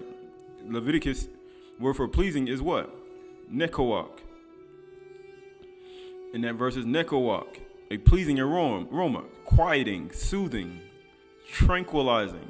You ever hear a sound that's very tranquilizing? A song or a vibration frequency that's tranquilizing, a piano, it's very tranquilizing. It makes you restful. It makes you rest. Very pleasant, delight, quieting, soothing, tranquilizing. These are all what the pleasing aroma does. You ever smell a scent in your room, a scent, and it's like very pleasing, and you sit in that scent? You're like, man, this is very pleasing. Same thing, right? The word for a pleasing aroma, that word for aroma is reach, a sweet savor, right? It means scent, fragrance. It's offering it to Yahuwah as a sweet smelling savor, an odor of soothing, a savory scent, odor that is blown. You blow something. People say odor that's blown. When you give up an offering and you sing, there's breath that comes out of your mouth. There's a breath that comes out of your mouth. Right? It means smelled. Sense, right? So this is Leviticus 23:14. And you shall eat a call, you shall eat a call, neither lakam nor bread, parched kali, or fresh until the same day, until you have brought the offering to your Elohim. It is a statute, a kuppah, forever throughout your generations. So you look at everything that you do throughout your generations, from generation to generation. Right? This is something that continues on. The word for a call is to eat, devour. You shouldn't eat or devour. To be eaten by men, right? To be wasted. We just talked about use cases. To eat, devour, right? To burn up. To eat. To consume. You shouldn't ekal, because okla, you see that word okla or ekal, you start seeing okla in there, but it's ekal, right? You see that when he talks about with Adam and Ka'ul, when he said you ate from the knowledge of the tree and good and evil, that word is ekal, right? It means to devour, right? You should not eat any bread or lakam, grain, bread or grain, right? Or food, how you say? This is what we did. Brain or kim, and he says, eat no bread or kali, common food, parched grain, until you have brought the offering. And that word for carmel, and he talks about not eating from the ground, was plantation or garden land or anything fruit garden that's growth. Because for 7 days, the people were not in the field. They were basically watching their plants grow, and then everything grew up, and it was a fruitful field. He said, don't even go in there. Don't even do anything until you've brought this offering, because I want mine first. Give me what's mine first. And then whatever is left over is for you.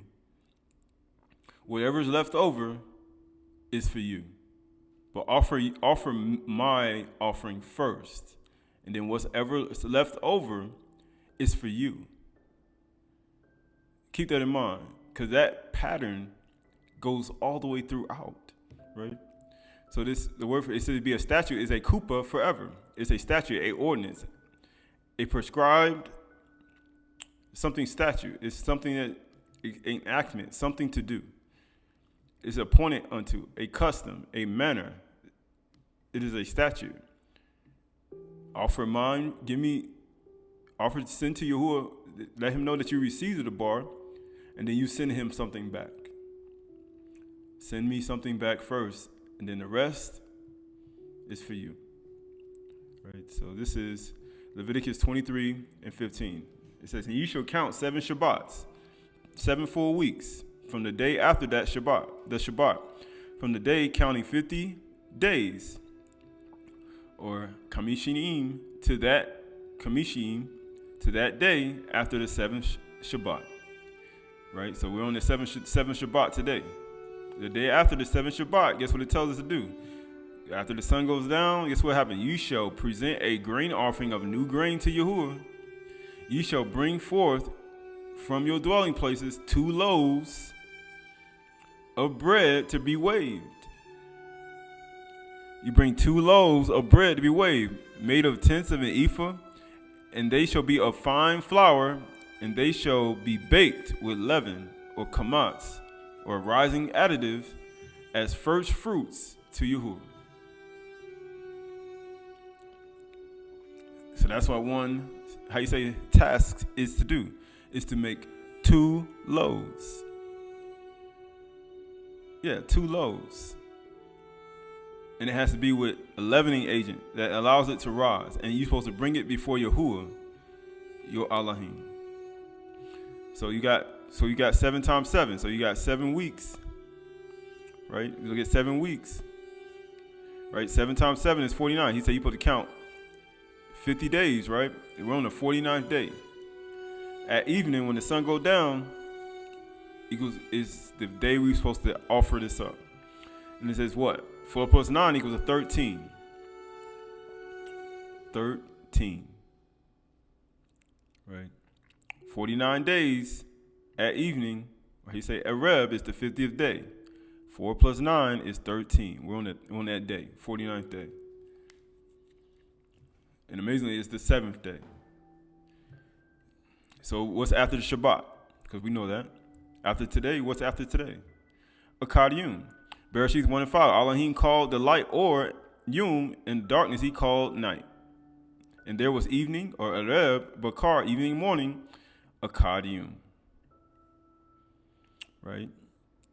Ukara Elohim, Laor, Yum, Lakashak, Kira, Layla, Wahaya, and it says what? Areb, Wahaya, Bakar, Yum, Akkad. Akkad. And we know what Akkad is.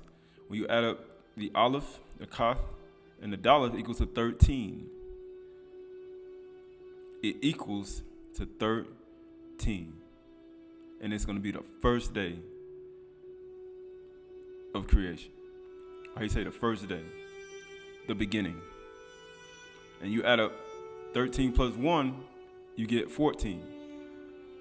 And who came in the 14th generation to redeem man? In Matthew chapter 1. Yahushua Mashiach. Unto us a child is born. You shall call his name Emmanuel. Yahuwah's salvation with us. Yahushua Mashiach. So the word for count is safar. It means to count, to recount. Sometimes you got to do it in your mind. It's like, man, what did I count? Okay, what day we on again? Okay, we on the day. Right? You gotta reckon. Right? People saying why you can't stop, because you're gonna have to recount that thing again. It means to celebrate. See, it's a commune. It means to relate, to be numbered. People don't know how to count. I don't know how to count. Well, you need to go back to math class. Because we learn how to count the 7 from the beginning. Bereshith. And then we learn how to count multiple digits by being fruitful and multiply and rabbah. He's saying, what do you mean? We learn how to count by experience. When we planted 1 seed, it produced 15 to 20 to 30 seeds. Or how you say, it produced 49 seeds. And that's how we were able to know how to count. We were able to know how to count by the things we did with our hands and the things that we interacted with. That's how we learn how to count. right? Because his word hit the bar, dropped down like water, giving bread to the eater and seed to the sower. And that's how we learn how to count. Can you imagine having a table full of seeds? You got to count them all. And the only thing you be like, 1, 2, 3, 4, 5, 6, 7. Put that over there and you count again. 1, 2, 3, 4, 5, 6, 7. Put it over there again. 1, 2, 3, 4, 5, 6, 7. Put it over there again. 1, 2, 3, 4, 5, 6, 7. Put it over there again. And guess what happens? You count them by sevens. 7, 7, 7, 7. That's how you knew how to count. And amazingly, so far, right? You count. It means what? You got Samak is 60. The Pa is 80. And the Rosh is 200. You add them up, you get 340 equals to 7. Counting. That's how we learn how to count. 1, 2, 3, 4, 5, 6, 7, 7, 7, 7, 7, 7. And that's how we learn how to count. Right? So the word for 2 loaves in that verse, so you got the word for 2 is shahanim. Shahanim. But this word is not, it's a shahanim, but it's not spelled with a noon. It's spelled with a 2. It's spelled with a tav, which is interesting. It means 2, second, twofold. Right? So you got a shin is 300. The 2 is 400. The yod is 10. And the meme is 40. Which equals to 750, which equals to 12. Which, how many tribes there is? There's 12 tribes. 12 tribes. Right? 12 tribes. 12 tribes. And each tribe represents what? Right? And it says, bring 2 loaves of lakem, of bread. 2 loaves of lakem, bread. So that it means bread, food, grain.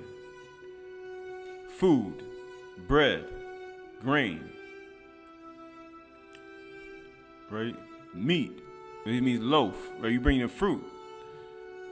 It's the same thing we're supposed to bring from Bereshit. He said what? Akla, our food. How do you make bread? You made it from wheat. It's from a seed.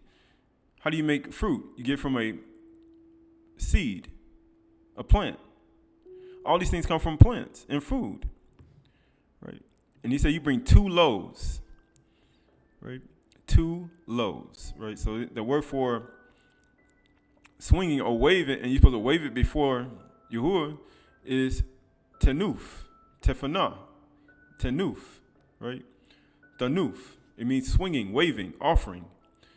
It says Elohim's hand, weapons, wave offering, offering, gold. It means brass. Adulation. It means brandishing, offering, shaking, swinging, wave offering.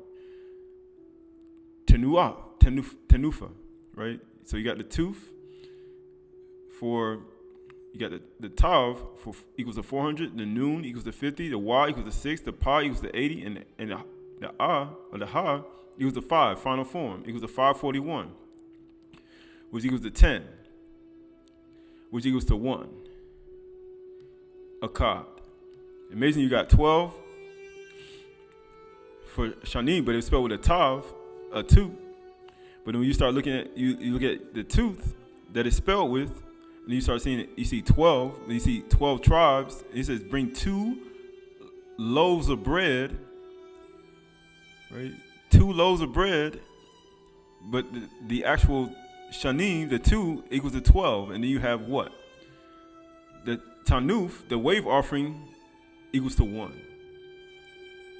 1 what? Akkad. Akkad. Right? So you bring 2 loaves, and guess what? You're supposed to wave them as 1. Right? But you saw when we look at swinging the wave offering of Yahuwah, we start looking at a unification of things, right? So this is, you say, bring it as a what? First fruit. First fruit what? Bekor. It's supposed to be a first fruit, a Bekor, not Rashith, right? You see first fruit. Sometimes it's Rashith and sometimes it's Bekor. You bring a first fruit, you bring Bekor. It means first fruit. The first of the crops of the fruit.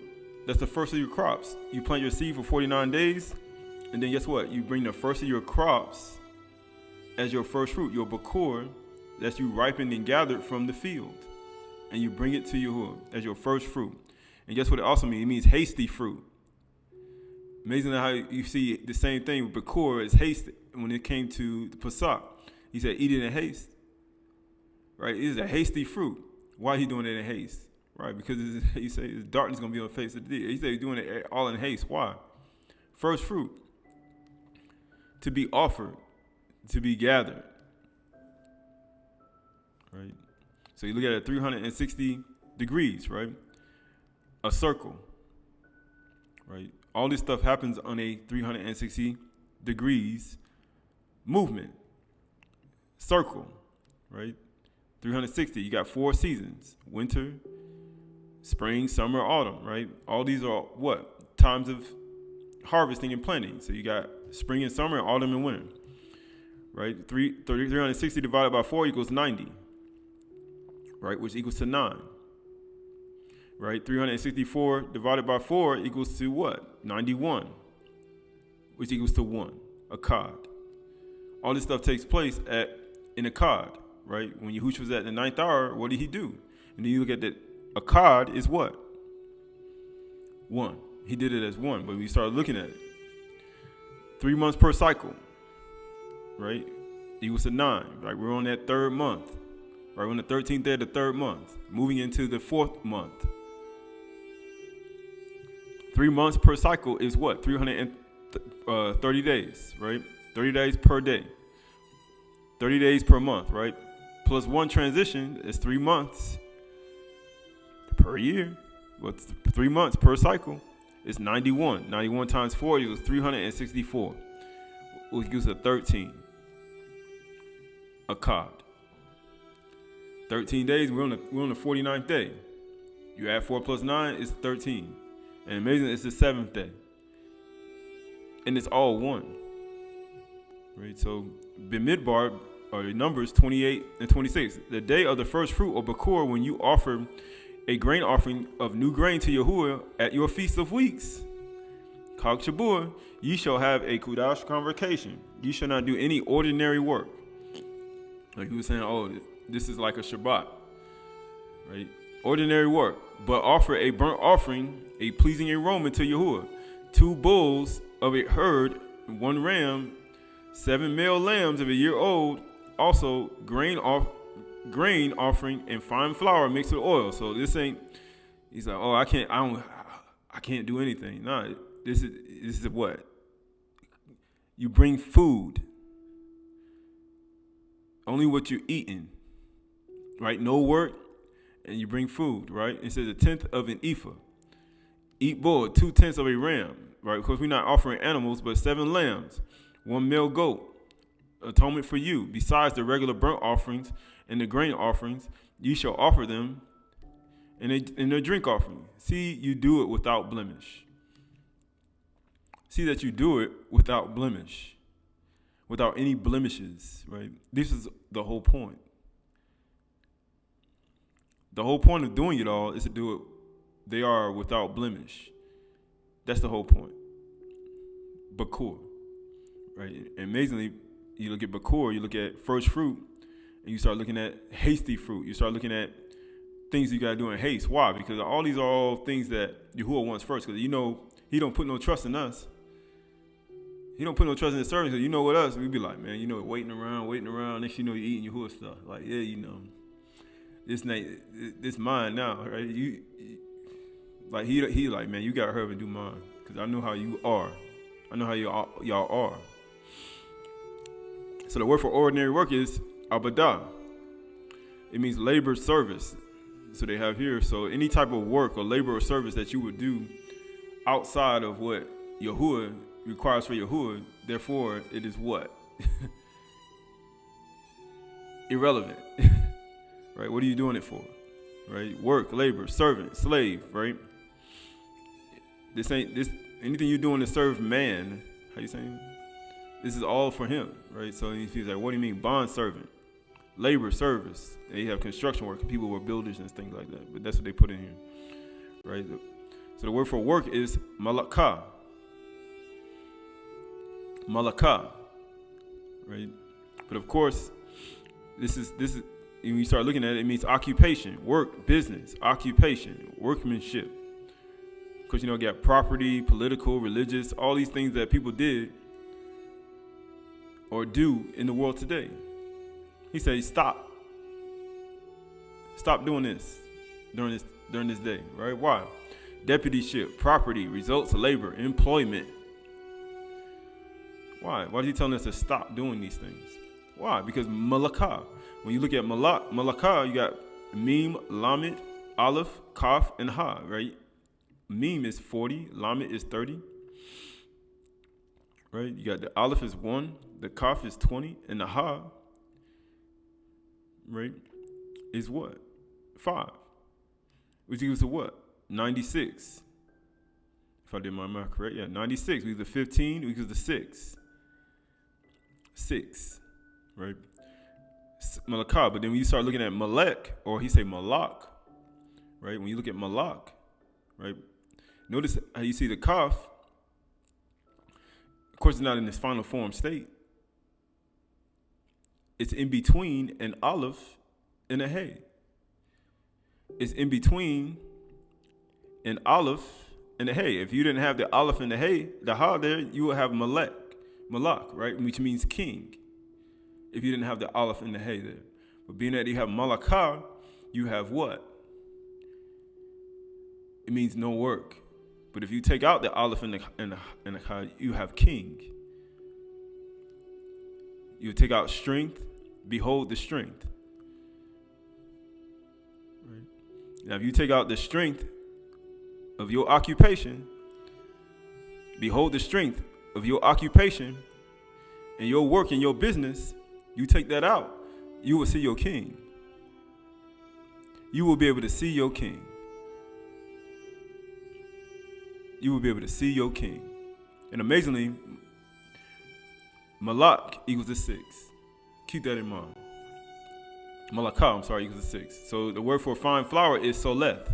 It means fine flour, stripped flour. That means the best of your flour. People saying flour. People saying, what do you mean? Flour comes from plants. Every herb you see is for food for you. This comes from plants. Everything that we've seen here comes from plants. Oil comes from plants. Like you see them offering animals, but that was added because of transgression. These things come from plants. Fine flour. What's this flour used for? People say, I don't need to eat bread. I say, man, you don't know your diet. Right? It says oil. The word for oil is shemen. Fine flour mixed with oil. It means olive oil. Fruitful, right? Because you get that from, olives come from fruit. Like you plant a seed and you get olives. Right? Richness. Anointing is used for anointing. Right? And it says grease or liquid or olive. Often perfumed, fruitful. Anointing oil, right? It says mixed with oil, fine flour mixed with oil. So this is Shemut Exodus 23:13. 3 times a year you shall keep a feast to me, a Chag. You shall keep a feast of unleavened bread, which we did, as I commanded you. You shall eat unleavened bread 7 days, which we did, Shabbai, or Shabbat days, right? Appointed time of the month of Abib, right? That's what we did. A month of Abib. That's the month of Abib is what? The month of what? This tent peg, right? And it says, when you came out of Mizraim, or you mean when Yahushua redeemed you. But none shall appear before me empty-handed. How you going to appear before me empty-handed? Because you ain't did nothing with your hands. Because you ain't did nothing with your hands, you ain't going to have nothing. Your 10 fingers. It says, you shall keep a feast, a Chag of harvest, right? Also, Katsir of the first fruit, Bakur. That's what we're getting ready to do. Of your labor and what you sow in your field. So you're supposed to have sown things in your field with your hand, and you're supposed to reap with your hand. And you're not supposed to appear nothing without nothing in your hand. That's the whole point. You shall keep the feast of ingathering at the end of the year, and when you shall gather in from your field the fruit of your labor. So people think it just end after this. I ain't got to do nothing no more. woo, I can relax, kick up my feet. Right? I ain't got to go in the field no more. I ain't got to plant. I ain't got to harvest. It says 3 times in a year shall your males appear before Yahuwah Elohim. Right? So we're going to look at that too. Why? Because you're supposed to sow things in your field.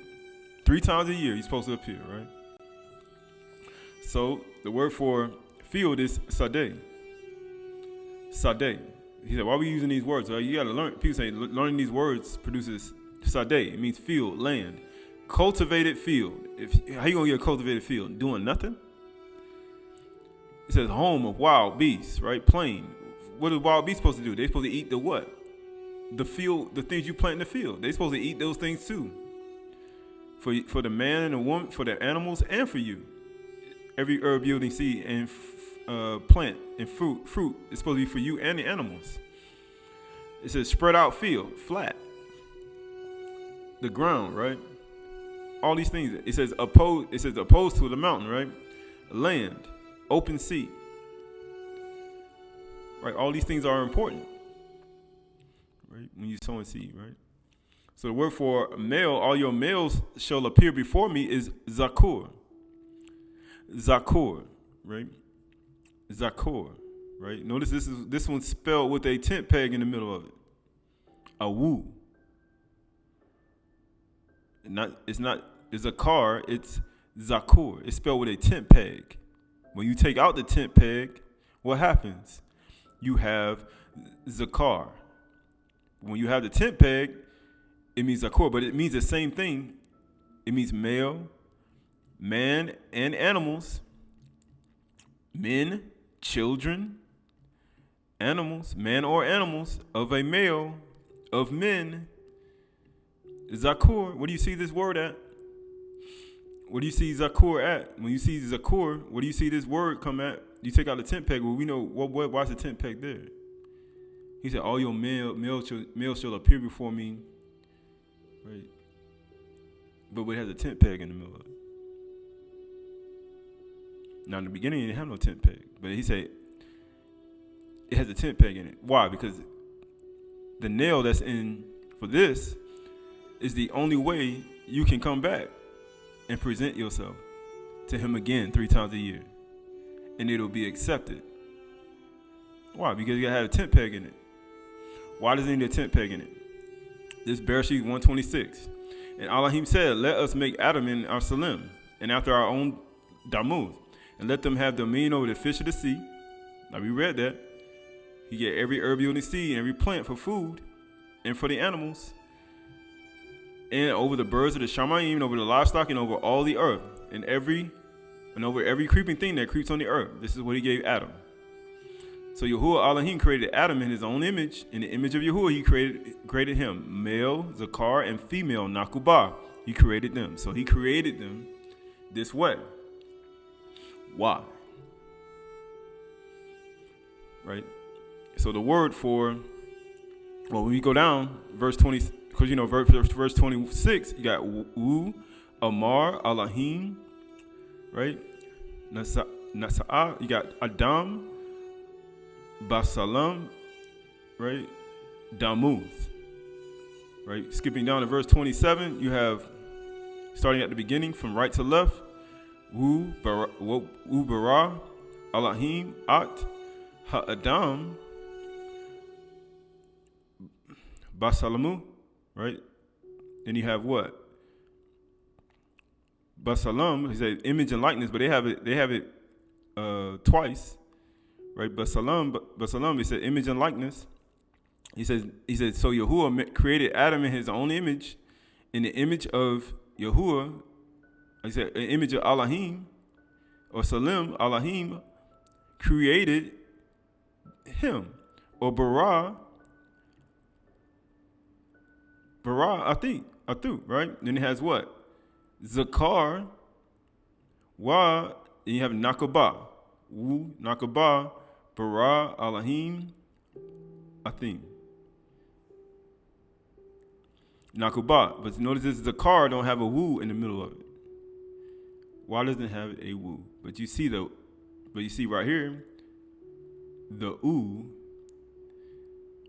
right? When you look at this writing, you'll see the zakar, but you see the woo in the middle of the nakubah. You see zakar, woo, nakubah. Zakar and nakubah. When you look at that word zakor, what did you see? You saw a tent peg in the middle of that zakor when it said, all your males shall appear before me and for Yahuwah. And it had a tent peg in the middle of it. So you have a tent peg between male and female, or zakar, nakubah. So when it talks about them appearing before Yahuwah, it had a tent peg in the middle of it, which means something has to be joined to him, right? It's something joined to him in order for him to appear, because he said they're going to appear before as Adam. When you put a tent peg, that means it's joined to somebody else. And when it's joined to somebody else, that means they're one. And that tent peg did that. But when you start looking at this tent peg, who is the tent peg in, and why was that tent peg put in him? Right.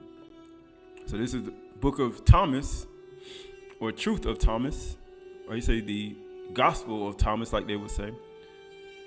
This is the gospel of Thomas. It says what? Yahushua said, it will not come by waiting for it. It will not be a matter of saying, here it is, or there it is. He's talking about the Malkuth. Rather, the Malkuth of the Father is spread out upon the earth, and men do not see it. They don't see it. Simon Kepha said to him, let Marim leave us, for women are not worthy of life. He said, in the Shamuth, it said, all your males shall appear before me. But then you see that Zakor, but it had a woo in the middle of it. And you go back to Bereshith, it had a woo in the middle of what? Ooh, in the middle of the male and female. But Kepha said, for women are not worthy of life. You just said, I myself lead her in order to make her male. How did he lead her into make her male? With a tent peg. But getting nailed in his hand, what happened? In order to make her male. Why? So that she too may be a living ruach resembling you males. For every woman who will make herself male will enter the Malkuth. Is it literally talking about making yourself into a man? Is it literally talking about, you taking on all the male characteristics and the male aspects of a man? No. It's saying every woman who will make herself male, every woman who will join herself to a male will enter the Malkuth of Shamayim. Because when he made them in the beginning, he made them both male and female, but he put them together with a tent peg. And by putting them together with a tent peg, they were one. It made them into one. Zakur. Right. So it's Bereshith 2 and 8. Then Yahuwah Elohim said, it is not good that men should be alone. I will make him a helper fit for him. Now out of the ground Yahuwah all formed every beast of the field and every bird of the Shamayims, and brought them to the man to see what he would call them. And whatever the man called every living creature, that was its name. The female was inside the male at this time. The woman, the Isha was inside of the Ish at this time, or Adam. They were all together as one doing this. But guess what? He said what? And it says, and whatever the man, every living creature, that was its name. The man gave names to all livestock and to all the birds of the Shamayim and to every beast of the field. But to Adam there was not found a Azar fit for him, looking at him. So Yahuwah Elohim caused a deep sleep to fall upon man, or Adam. While he slept, he took one of the ribs and closed up its flesh, which means now you see him now taking this person that was one or joined to him with a tent peg and now making it separate.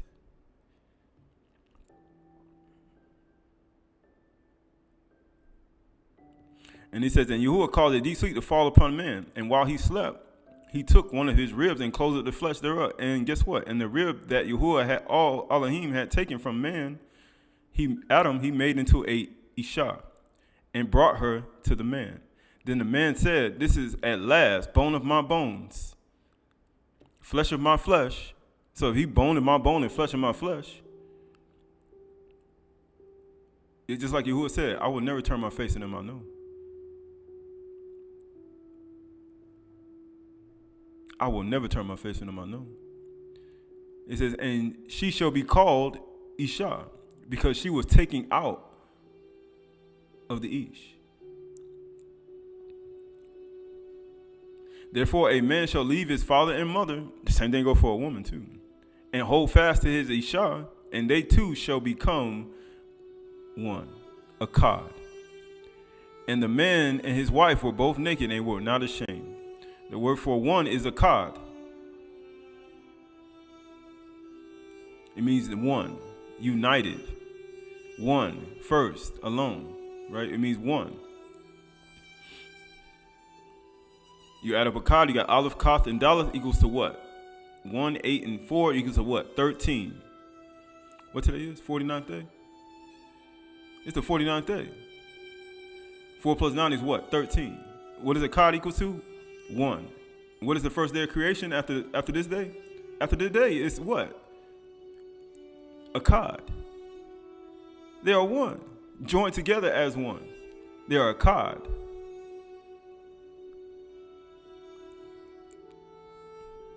Three times a year shall all your males appear.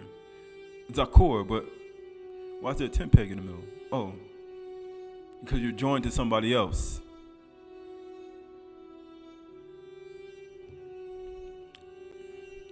This is Aleph, 1 Kings, Aleph Malachim, 17, 8 through 6. Then the word of Yahuwah came to him, and he rose and went to Zarephath, which belonged to Sidon, to dwell there. Behold, I have commanded a widow to feed you. A widow. I mean, she ain't got no man. She ain't got no husband. She ain't got nobody.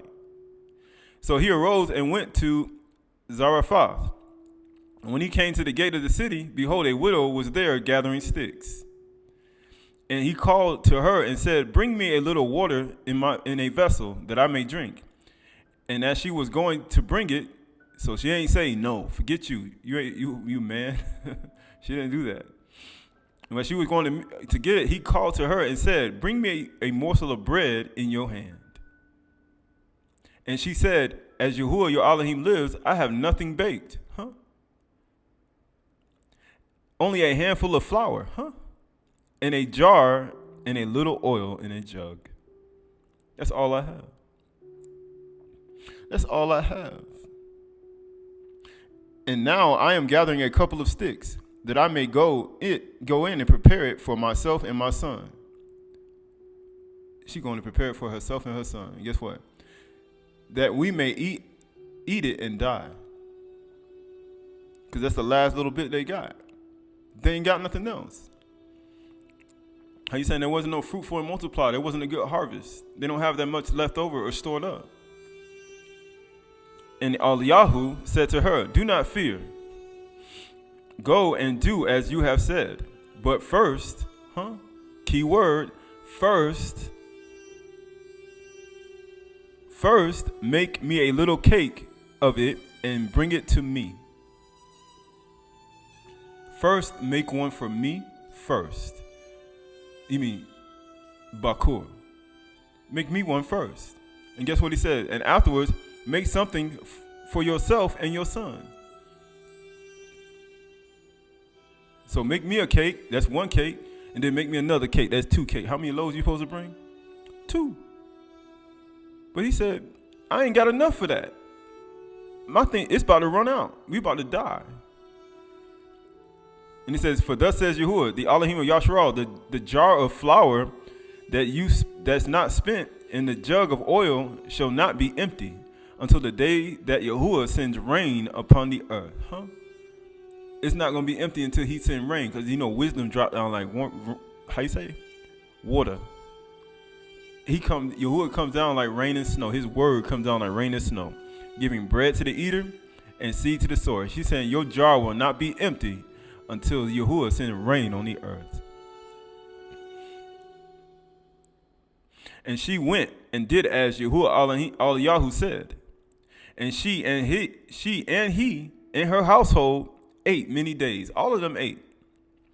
The jar of flour was not spent, neither did the jug of oil become empty.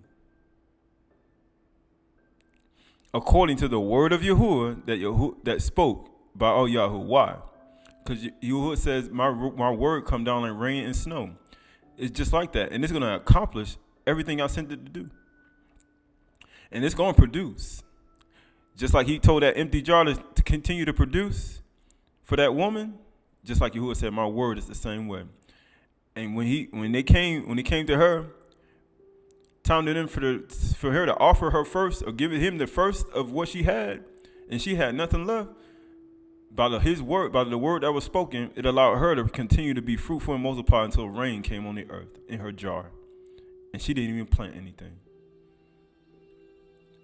And amazingly, she was a widow, and she didn't have nobody to be joined to for this to happen. But then Yahuwah sent somebody for her to be joined to for that to happen. How do you join somebody? With a tent peg. With a woo. With a zakur. How you say it? With a zakar woo nakubah. Joined together. Right. So the word for flour in this verse is kemak. It means flour, meal. To grind, flour. Right. So grain, meal. All these things take place, right? So the word for oil is shemen. He say, man, what do you mean oil? This is the same thing you're supposed to have for your offering for bakur. 2 loaves mingled with oil. And you're supposed to bring them, and you're supposed to wave them in the air.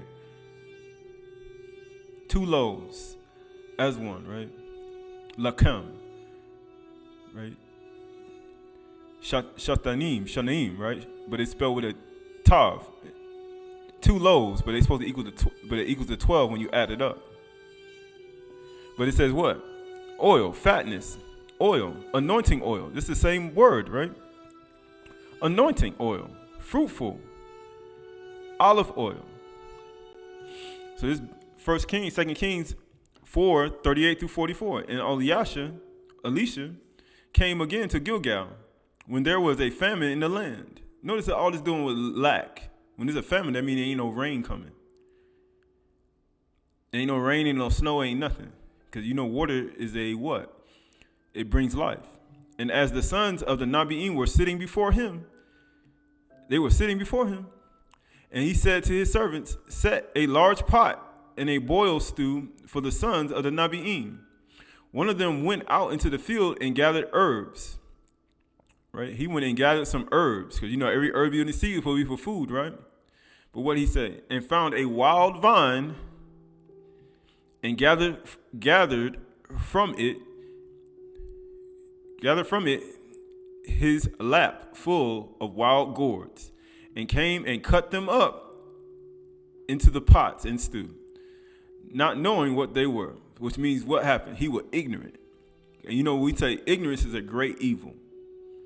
If you ignorant and you don't know what you're doing, it's a great evil. People say, I don't even know what plants are.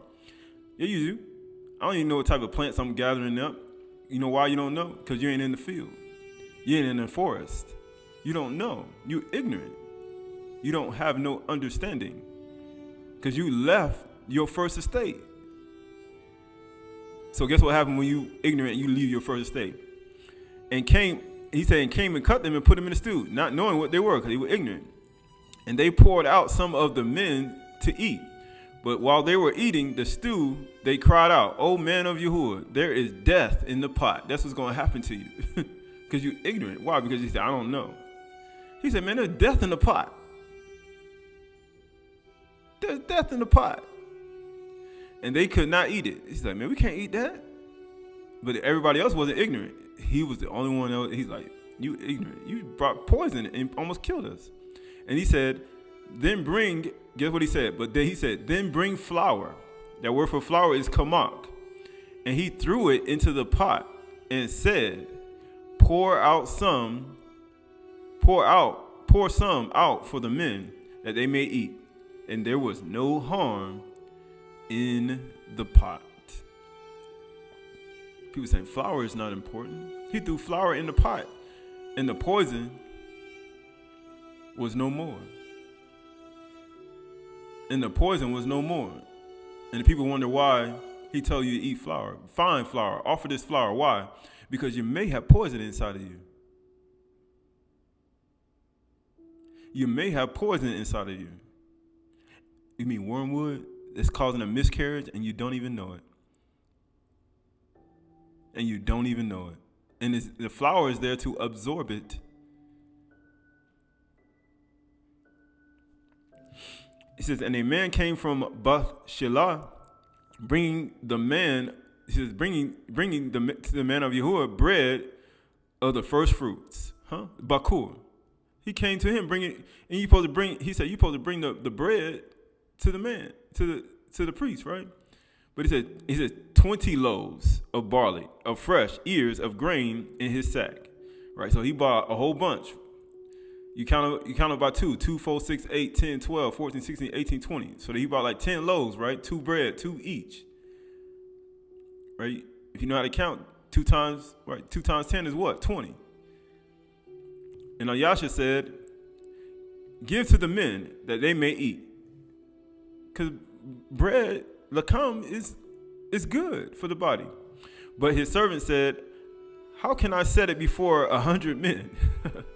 So you got 20 loaves, 2, 4, 6, 8, 10, 12, 14, 18, 20, right? But you got 100 men.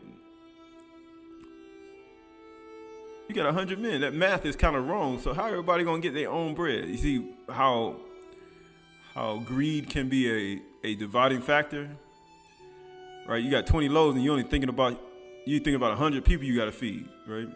You're like, man, I only got 20 loaves. There's 100 people. So if I take those 20 loaves and I split them into 4s, each bread, I cut them into 4s, right? It ain't going to be as much. I ain't going to eat as much as I wanted to when I brought these loaves, right? So he prepared them and gave it to them that they may eat. But he said, how shall I sit before 100 men and feed them 100 people with 20 loaves? The same way you saw the woman, we're about to die. I only got a little bit in there. But we're all going to die. But he said, nah, make one for me and for your son. And guess what? It'll keep producing until Yahuwah send rain on the earth.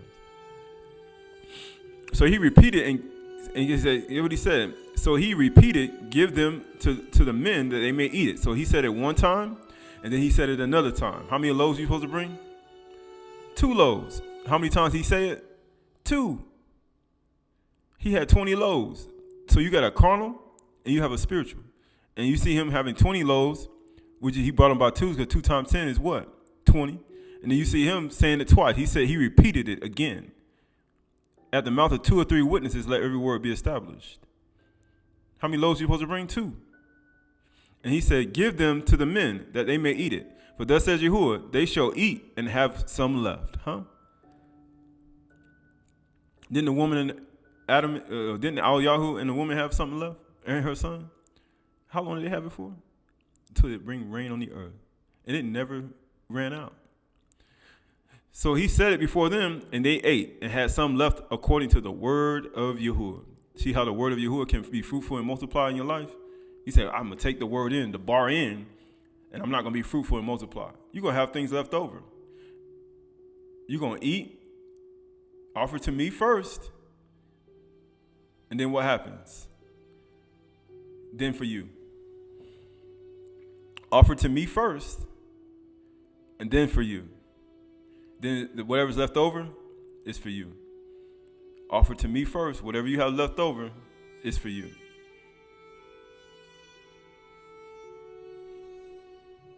That's basically what he's saying. So this is Matthew 14:13. So we're looking at 3 versions of this. Now when Yahushua heard this, he withdrew from there in a boat to a desolate place by himself. And when the crowds heard it, they followed him on foot from the towns.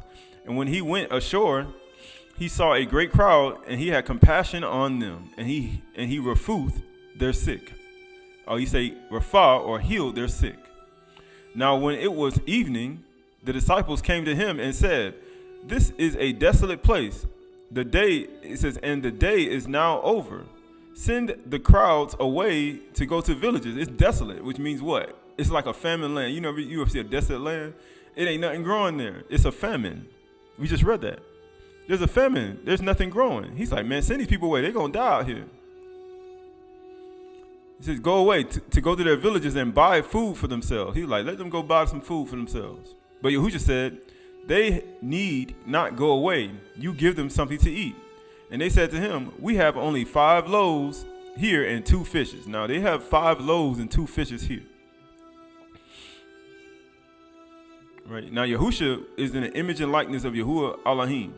I'm showing you this. I want to show you. Yahushua is in the image and likeness of Yahuwah, and he knows the commandments from the beginning. Be fruitful and multiply all the herb every herb you see that bring forth food and fruit is for you and the animals. Right. And you see, Yahushua, you see here they have 5 loaves and 2 fishes. Right. But I'm just going to show you something. And he said, bring them here to me. Then he ordered the crowds to sit down on the grass, and taking the 5 loaves, and it says, and 2 fishes, because you ask yourself, even Adam, he said, you have authority of the fishes of the sea and the fowls of the air. Didn't he say that? He said, you're supposed to what? He said, everything that moves on the earth, right? And he says, and he took them upon the earth, took them up in the Shamayim and said, a Parach. Then he broke the loaves and gave them to his disciples, and the disciples gave them to the crowds. He baraked them, and he broke them, and he gave them to the people. It says, and they ate and were satisfied, and they took up 12 loaves of baskets full of broken pieces that were left over. Why? According to the word of Yahuwah. The same thing with all Yahoo. They had things left over. According to the word of Yahuwah, the woman had something left over. But he said, nah. Offer it to me first. Give it to me first. Because that's what they did. And then give to the people. And whatever you have left over is for you. Did the disciples eat?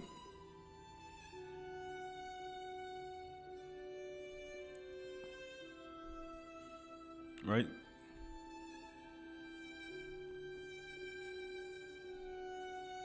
And you start looking at that. It says, and those who ate were about 5,000 men, besides women and children. So he took something less and made it greater to feed many. But then when we look at, why is he telling you to bring 2 loaves? Why is he telling you to bring 2 loaves? Why is he telling you to bring 2? Right, and you start looking at that word 2 was spelled with a shani, was spelled with a ta, a 2, but it equals a 12. So this is another verse, Mark 6:30. It says, in the Shalakim, the apostles, or he said the disciples, returned to Yahushua and told him all that they had done and taught. And he said to them, come away by yourselves to a desolate place and rest a while. It was a desolate place. That's like a famine land. Ain't nothing growing. For many were coming and going, and they had no leisure even to eat. And they went away in a boat to a desolate place by themselves. And now many saw them going and recognized them, and they ran there on foot and from all the towns and got there ahead of them. And when he went ashore and saw a great crowd, he had compassion on them, because they were sheep without a shepherd. So you got animals that don't got no shepherd to lead them. Now he told Adam to do what? To abide and keep the garden. So if he told Adam to abide and keep the garden, why would he feed them fish? Why would he feed them things? He told you eating plants. He would feed you plants. Because Yahushua in the image and likeness of Yahuwah. But they translators put this in here. But here we go. And he began to teach them many things. And when he grew late, the disciples came to him and said, this is a desolate place, and the hour is now late. Send them away and go into the surrounding countryside and the villages and buy themselves something to eat. But he answered them, you give them something to eat. And they said to him, shall we go and buy 200 denarii worth of bread and give it to them to eat? Shall we do that? Why can't we just give them the 200 denarii? Give them the money, right? No, because when we had tithes, what are we supposed to do? When we had food, we supposed to sell the food, get the money, and then when we get to the place where we're going, we supposed to buy the food there. Right? And he said to them, how many loaves do you have? He said, go and see. And when they had found out, they said, 5 and 2 fishes. Then he commanded them to all sit down in groups on the grass. So they sat down in groups by hundreds and by 50s, right? Because you got to measure it out. You can't just have everybody sitting together. You got to have, okay, I got 100 people here, 50 people here. You got to put the math right. Just like the man with 20 loaves, but he got to feed 100. You got to put the math right. And then he says, people say, I don't need to know how this starts. I said, okay. And taking the 5 loaves and 2 fishes, he looked up the Shamaim and he said, Parach, and broke the loaves. He broke them and gave them to the disciples and set before the people. And he divided the 2 fishes among them all, and they all ate and were satisfied. And they took up 12 baskets full of broken pieces. 12 baskets full of broken pieces. Remember what he said, bring 2 loaves? Shatunim. What did it mean? It meant 2. Shani theme, right? Shanim. He said, bring 2 loaves of bread, right? But when you add up, Shanim equal to 12. It was spelled with a tav. Equal to 12. He brought up 12 baskets from 2 breads. How you say? Or he made 2, or he made little, and he made it great. He was being fruitful and multiplied. Just like it was in the beginning. He being fruitful and multiplied. Rabbah. It says, full of broken pieces and fish. And those who ate the loaves were about 5,000 men. So he fed 5,000 people with that little bit of food.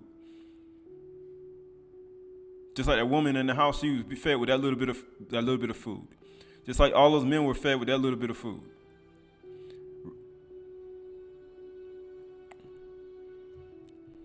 Right? So you start looking at him being created in his image and likeness. So this is the truth of the God, or the truth of the Nazarenes, or the gospel of the Nazarenes.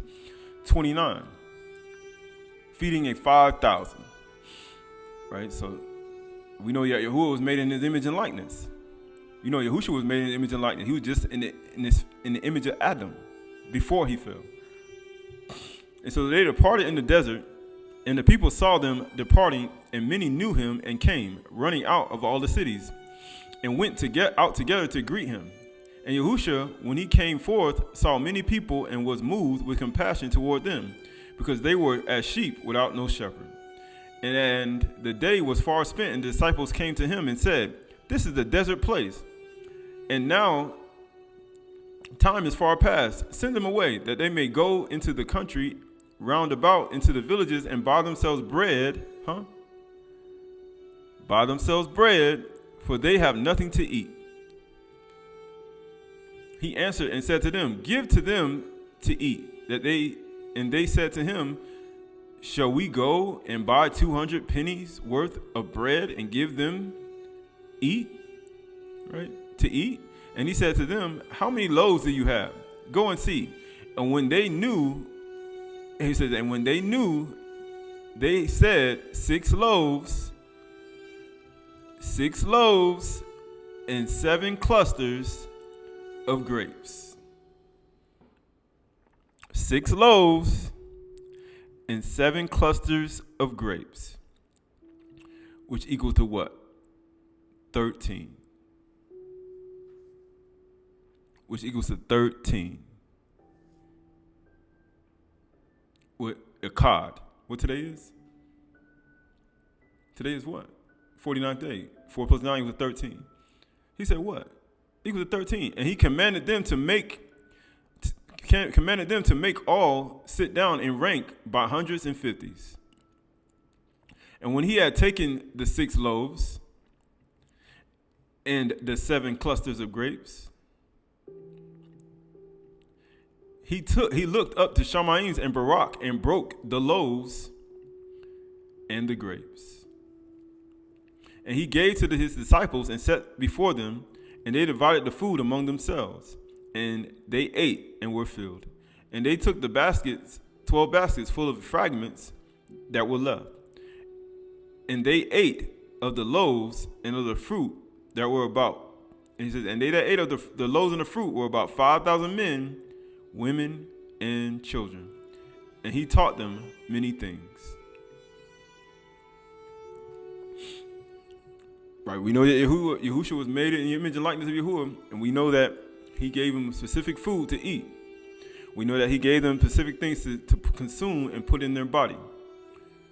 Why would Yahushua, whom is in the image and likeness of Yahuwah, and these other versions, tell you to feed people fish and things of the sea? Why would he tell people to do that? He would not. Right? We know that it would, how you say it? It will all be plants. It will all be plants. But when we start looking at this, how you say it equals to 13, you start seeing the transition of things, right? Because you see 6 loaves and 7 fishes, right? When we added up those other words, when you start being fruitful and multiply, rabah, we start seeing being 2 loaves of kem, and as a wave offering, nuf, right? You see nuf and nefuth, right? We start seeing what? 6. You start seeing 6. How many loaves he had? 6. How many clusters of grapes? He had 7. Right? You got 6 and 7 equals to what? 13. Right?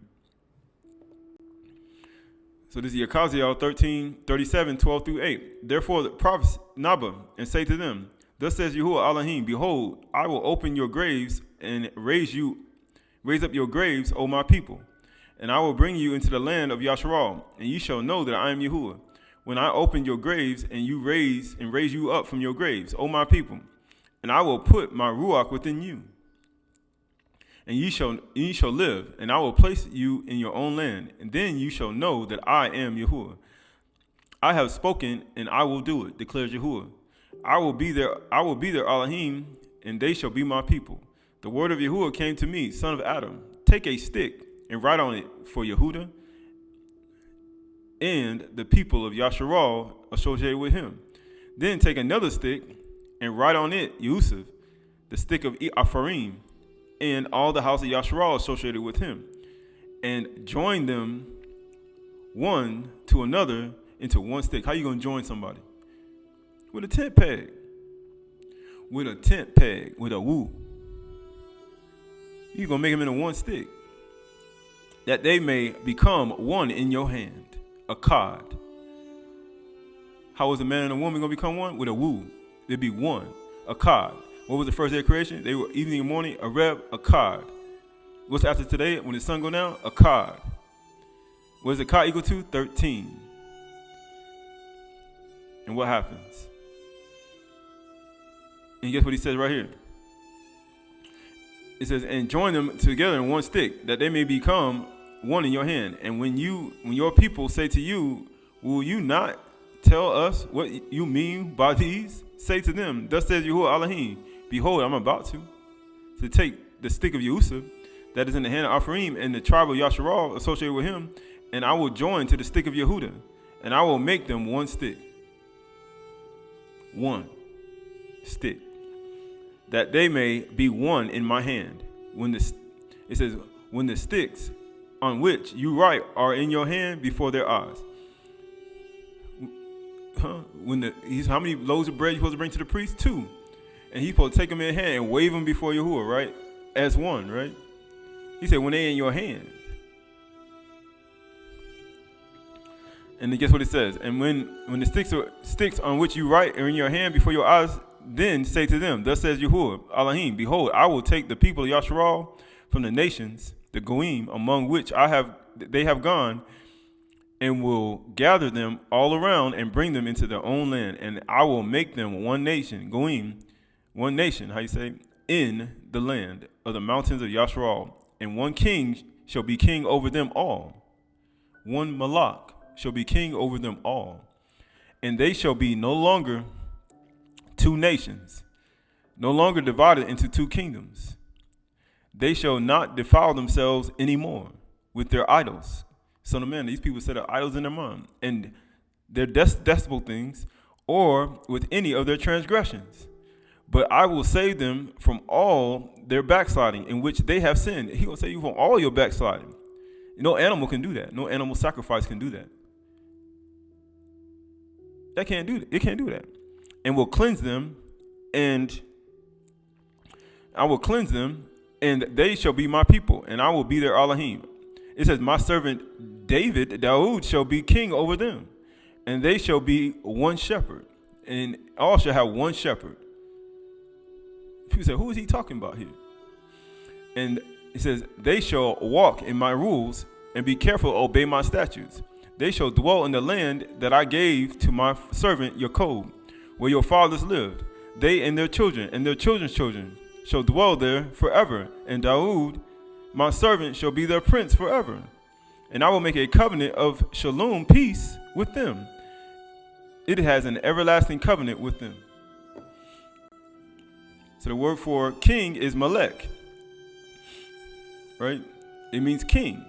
Right? When you look at this word Melech, you see the final form of the kaf at the end. Because remember, we had to take out from Malakah, you had to take the aleph and the ha, right? The aleph and the hay, right? You take that out, you have Melech. But guess what you got right here? You got king. It's for king. So you cease from your occupation and your things during this time, you'll be able to see your king, right? Who's your king? David? Daud? Let's see. Mem, Lamed, Kaf. 40.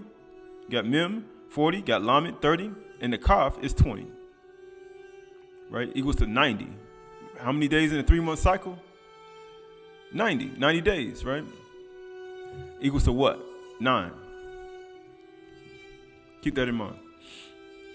It says, Aleph Shamuel 10:1. Then Shamuel took a flask of oil and poured it on his head, and he kissed him and said, has not Yahuwah anointed you to be prince over people of Yasharal? And you shall reign over the people of Yahuwah, and you shall save them from the hand of their surrounding enemies. And this shall be the sign to you that Yahuwah has anointed you to be prince of his heritage. When you depart from me today, you will, guess what he says? You will meet 2 men by Rechal's tomb in the territory of Benjamin in Zolah, and they will say to you, the donkeys that you want to seek are found, and now your father has ceased to care about the donkeys and is anxious about you, saying, what shall I do, my son?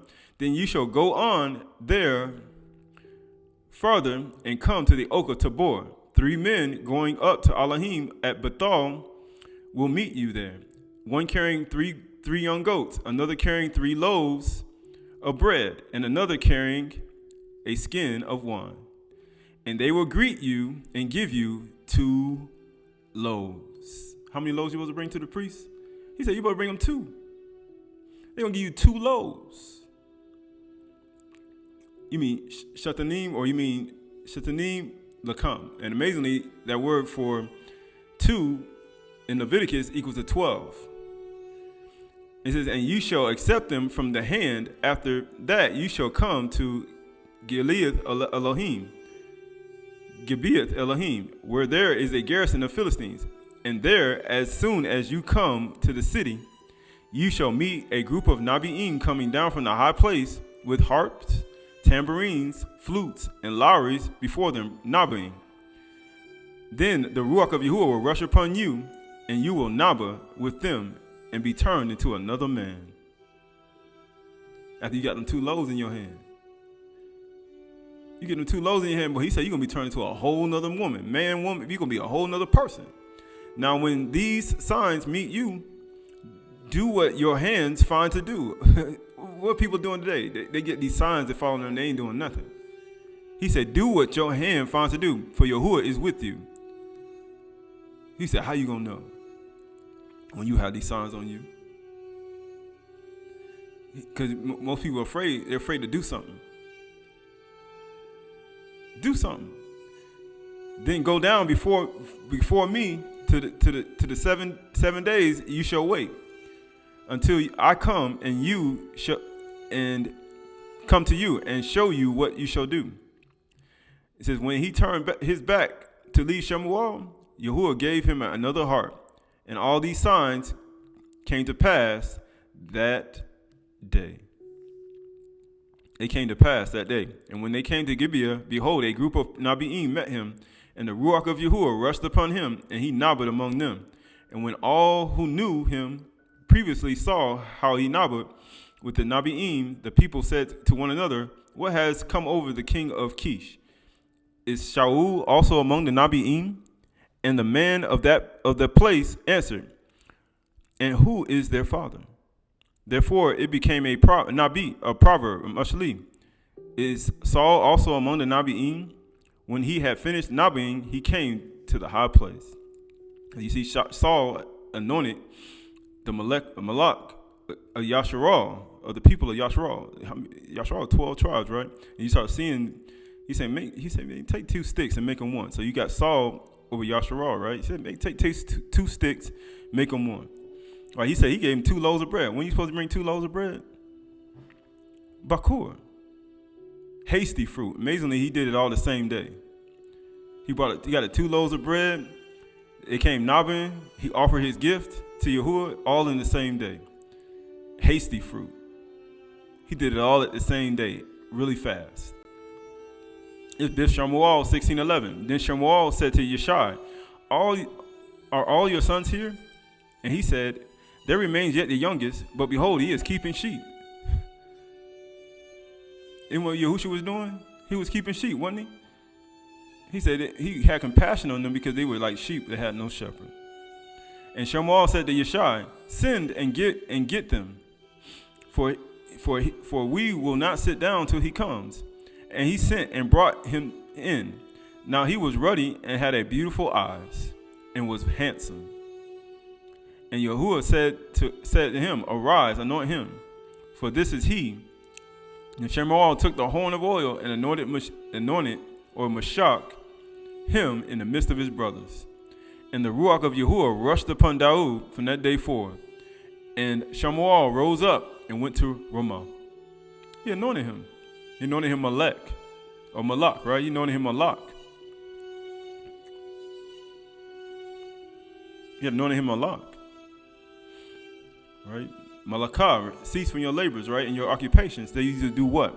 Mostly Proverbs, Matthew 26:7. And a woman came up to him with an alabaster flask and very expensive ointment. He said, and Daud shall be your king, right? David shall be your king, and he shall be one shepherd. And it says, and very expensive ointment, and she poured it on his head, and he reclined at the table. And when the disciples saw it, they were indignant, saying, why is this waste? Why look at all the disciples around Yahushua, and they just keep attacking children, attacking the women that come to him? Why do you think they're doing that? Get Marim away from us. Women don't deserve life. You notice that, right? But you start seeing this, right? And he says what? But Yahushua, aware of this, said to them, why do you trouble the woman? Do you know what she getting ready to do? This woman getting ready to fulfill more things than you have ever filled in your entire life. For she has done a beautiful thing to me. For you always have the poor with you. You always have the poor with you. But he said, but you will not always have me. In pouring this ointment on my body, she has done it to prepare me for my burial. My burial. Truly I say to you, wherever this truth is proclaimed in the whole world, what this she has done will also be told in memory of her. In memory of her. What that woman had did to Yahoo shall be told in the memory of her. Why? What was you supposed to bring to the priest? You're supposed to bring fine flour mixed with oil. You're supposed to bring it to him first. And it was very expensive too. You think, let me guess, you're going to offer to Yahuwah something that's not expensive? Man, that stuff was expensive.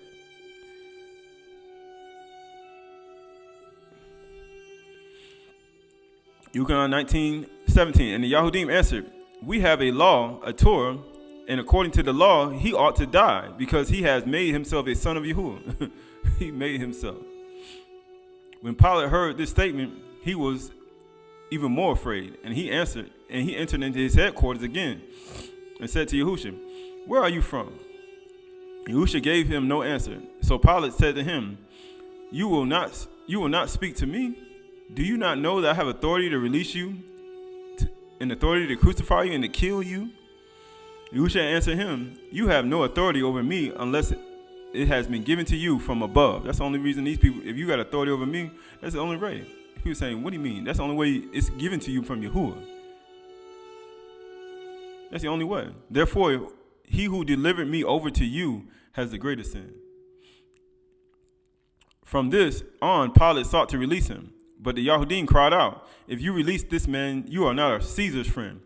Everyone who makes himself a king opposes Caesar. He made himself a king. He was anointed by the woman. He was anointed Malaka Yasharal and Yehuda. And guess what? It's just like Saul had 2 loaves in his hand. Guess what he said? Everyone who makes himself a king opposes Caesar. So when Pilate heard us these words, he brought Yahushua out and sat down on the judgment seat in the place and called the stone pavement in the Arabic Gabata. Now it was the day of preparation of Pesach. It was about the 6th hour. He said to the Yahudim, now the 6th hour is what? We start looking at how many loaves he brought. He brought 6. Right, when you start seeing the wave offering, Nuf, or Nefuth, right, it was 6. Right, you start seeing the what? And it says what? In about the 6th hour, he said to Yahudim, behold your Malak. Behold your king. Malak. Malakah. Because remember, the Aleph and the Hay brought forth Malak. When you cease from all your labors and occupation, Malakah, right? Your Aleph and the Ha is what? Behold. Behold your king. Behold your Malak. They cried out, away with him. Away with him. Crucify him. Pilate said to him, shall I crucify your king? The chief priest answered, we have no king but Caesar. So he delivered them over to his hand. He said, David's going to rule over them. Ain't going to be one shepherd. But you see how Saul and Daud were both anointed. But you see him bringing 2 loaves to Saul. He anointed Daud at the table. Man, he was up there keeping sheep. Right? And you see Matthew 27:45. Then they sat down and kept watch over him. And over his head they put the charged him. This is Yahushua, the king of the Jews, the Yahudim. He the king of the Yahudim. He said he's going to make 2 sticks and make them one. Then the 2 robbers were crucified with him. How many loaves are you supposed to bring to the priest? 2. He brought 2 loaves. Oh, you mean 2 sticks? One on the right hand and one on the left. Are you supposed to hold them? He said you would bring the priest and you would put it in their hand. And he was made them one. Yahushua was crucified with the 2 thieves and he made them one in his hand. And those who passed by derided him, wagging their heads, saying, you who do destroy the temple and rebuild it in 3 days. 3 days. Save yourself. If you are the son of Yahuwah, come down from totality. So also the chief priests and the scribes and the elders mocking him, saying, he saved others, he cannot save himself. He is the Malak of Yasharal, I thought he was a Malak of Yehuda. Oh, he both. He was Malak of Yehuda and a Malak of Yasharal, and he the priest holding the 2 loaves of bread, and he the man holding the 2 sticks in his hand and making them one. All at the same time. Let them come down from the totality, and we will believe him. He trusts in Elohim, trust in Yahuwah with all your heart. Don't lean into your own understanding. Let him, Elohim, deliver him now if he desires him. Why? His ears are open to your cry. I'll never turn my face into my no. For he said, I am the son of Yahuwah. Great are the works of Yahuwah followed. And the 2 robbers were crucified with him, also reviled him in the same way. Now from the 6th hour there was darkness over the land until the 9th hour. And about the ninth hour, Yahushua cried out with a loud voice, saying, Ali, Aliyah, Aliyah, lama sabachthani. My Elohim, why hast thou forsaken me? Because you're looking for some help.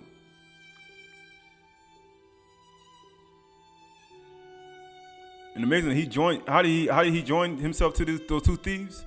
With tent pegs, with nails. Tahor. 3 times a year shall all your males appear before Yahuwah. What are these people doing right now? They're appearing before him right now. 3 times a year. How many times was it a year? It was about the 3rd hour when he was crucified. You who destroyed the temple in 3 days, come down from the totality. 3 times a year you're supposed to appear before Yahuwah. And all your males shall appear, or you mean tahor, joined together, male and female. It wasn't just men here; it was females too, and children. Because one young man came and held and buried his cross and bring it up, and there were women weeping by themselves, one for the house of Daud and one for the house of Ephraim. They were all weeping there. They're all there at the same time. For the climax, right? And it says what? He says, from the 6th hour there was darkness over the land to the 9th hour. What 9th hour? And about the 9th hour, Yahushua cried out, what equals to 9? Right? You start looking at what equals to 9. Right? You start looking at this stuff. And he said, about the 9th hour, Yahushua cried out with a loud voice, saying, Aliyah, Aliyah, lama sabachthani. That is, my Elohim, why hast thou forsaken me? And some of the bystanders hearing it said, this man is calling for Eliyahu. And one of them ran and took a sponge and filled it with sour wine and put it in a reed and gave it him to drink. But the other said, wait, let's see whether Eliyahu will come and save him. Did not Eliyahu come and save that woman? Or he had prepared a woman to feed her. And they saved her from what? Death by the word of Yahuwah. And it was fruitful and multiplied. And how many times is this? He said, and he said, oh, and Yahushua cried out again. So that's 2 times. How many loaves was he supposed to have? 2. How many sticks was supposed to be 1? 2. How many loaves was brought to Saul? 2. 2. And with a loud voice, he yielded up the Ruach. All at the 9th hour. All at the same time. All at the same time.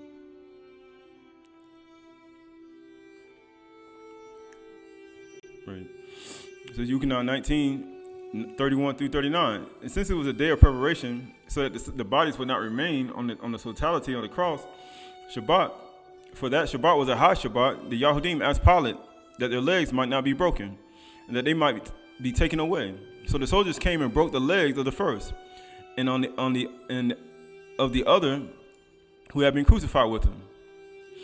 But when they had came to Yahushua and saw that he was dead already, they did not break his legs. But one of them ran and pierced his side in the spear, and out at once came blood and water.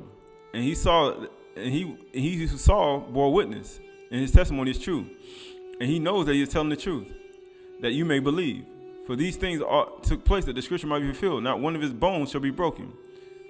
And again, another scripture says, they shall look on him whom they have pierced.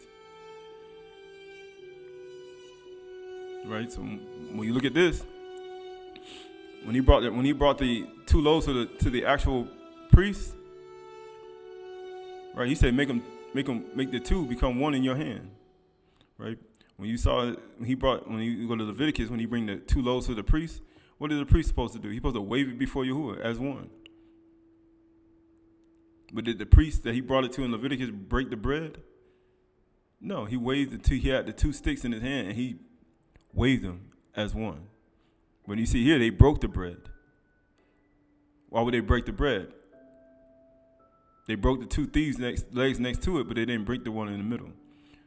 Why? Because the actual bread on each side was supposed to be divided and given to those who has, how you say, whatever's left over. Offer to me first, right? So what's left over? So you offer to him first the sacrifice of Yahushua Mashiach, then afterwards what's left over? He said, you got to break up the bread because you got to have two breads. So 2 thieves represent 2 breads, and guess what he do?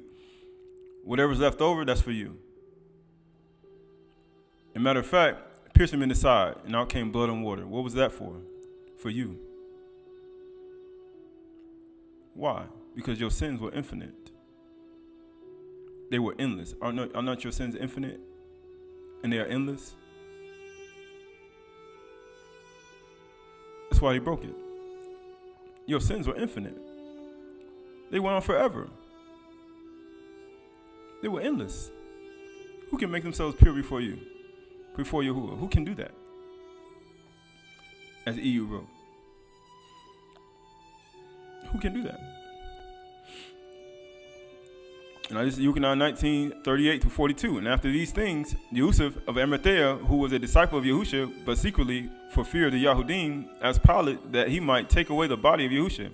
And Pilate gave him permission, so that he came and took away the body. Nicodemus also, who earlier had come to Yahusha by night, came bringing a mixture of myrrh and aloes, about 65 pounds in weight.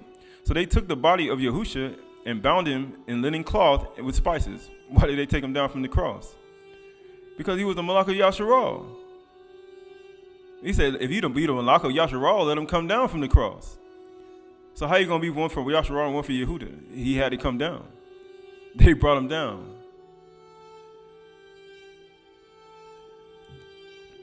So they took the body of Yahusha and bound him in linen clothes with spices and the burial custom of the Yahudim. Now, as a place he was crucified, there was a garden. What was Adam put in the garden to do? Abide and keep it and dress it. Abide and shamar. And he said every herb yielding seed for food was supposed to be for you and the animals. For you and the animals. And just like a garden in this planet, guess what they're doing right now? They're planting a seed in the ground. In the garden, you plant seeds. What are they doing right now? The seed already been dried out. They pierced in the side, came blood and water. They already broke away the others because they had to break the bread. Had to break the 2 thieves, but they had to divide it amongst 12. He said there were 12 baskets full after he fed everybody. There were 12 baskets left. But then you see him. Now the seed all dried out, and now the seed got to be planted back in the garden. And it says in the garden, and in the garden there was a new tomb in which no one had ever been laid, where it's soil that were nowhere you can actually lay a seed. Nobody ever planted there yet. And so because of Yahudim preparation, since the tomb was close at hand, they laid Yahusha there. And then what did they do? They rolled the stone over the seed, or you mean over the tomb. Just like you put a hole in the ground, and you put a seed in, and you put the actual soil over the seed. That's the same thing that he did to him.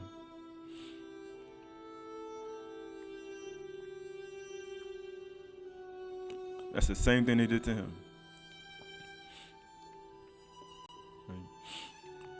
Now this is Yuchanan 19:28. And after this, Yahusha, knowing that all was finished, said, to fulfill the Torah of the scripture, I thirst.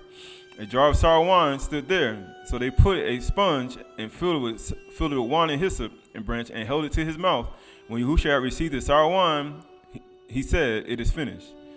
And he bowed and gave up the ruach. He gave it up. He gave it up. How you say? Nefuth. Or Nefuth.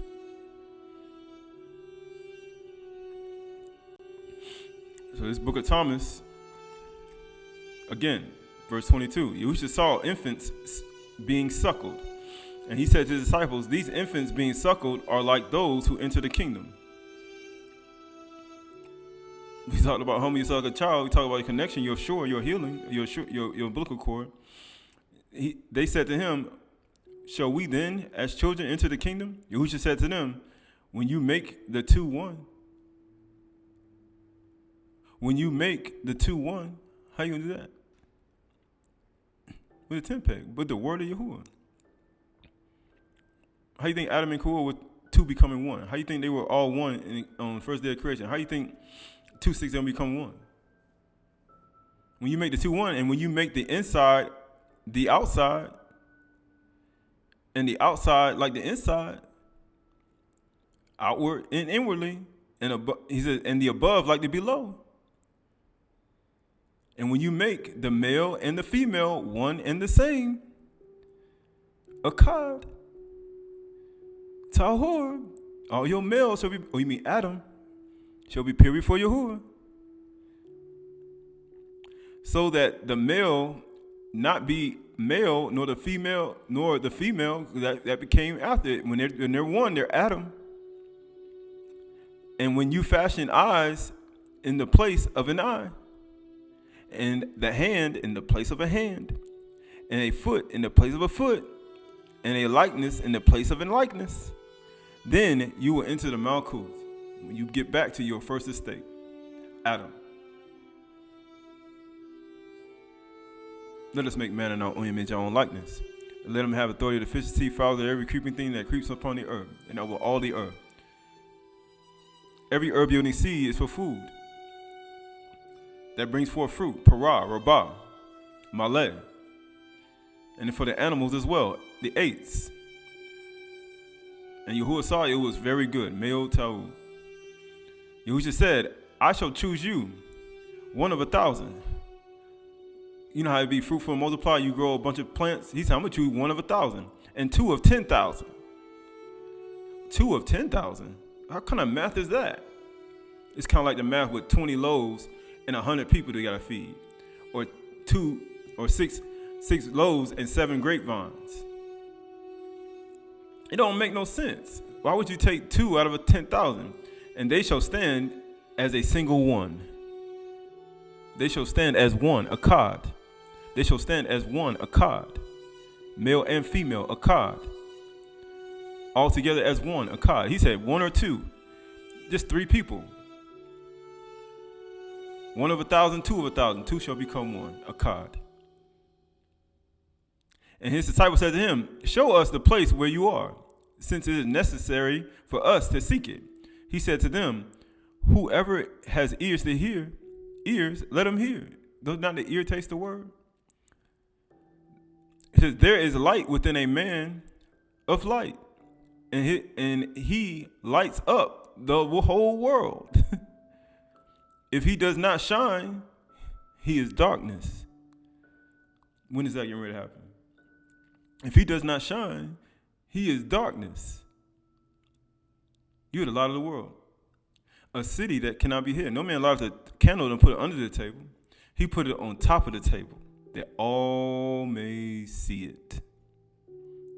And give kabod to the one in Shamayim.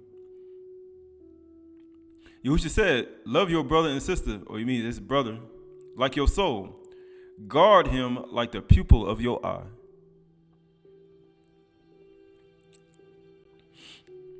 Ode Shaloma, Ode 11.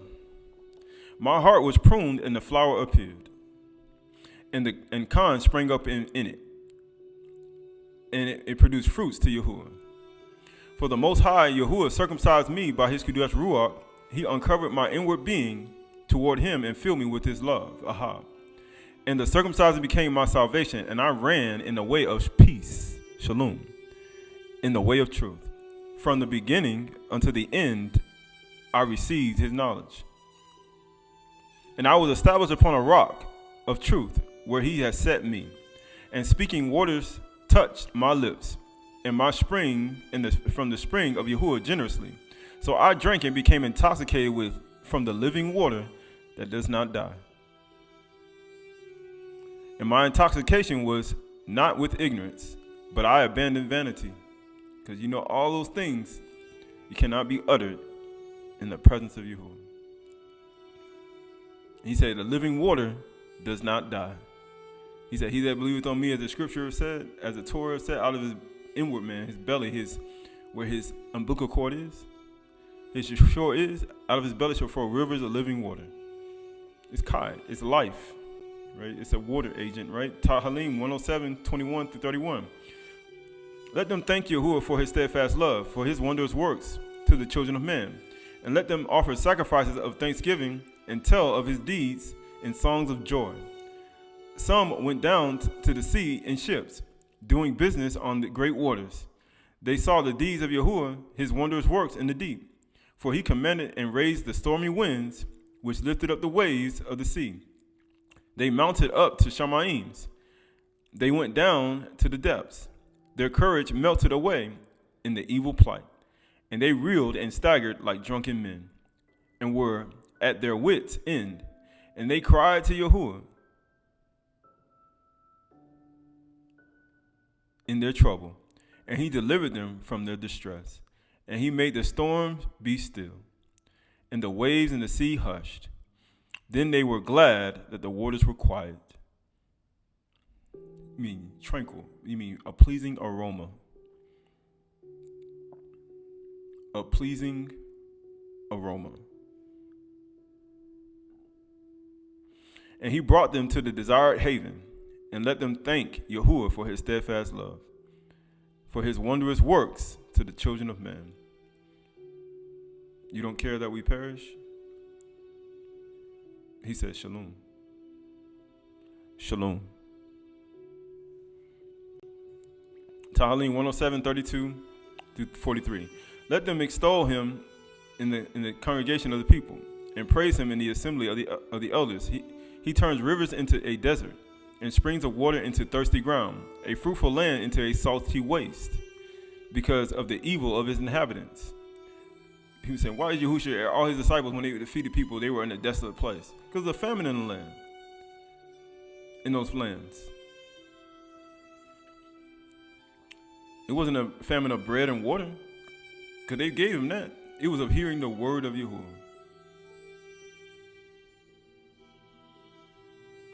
It was hearing the word of Yahuwah. My computer just went off, right? Everything.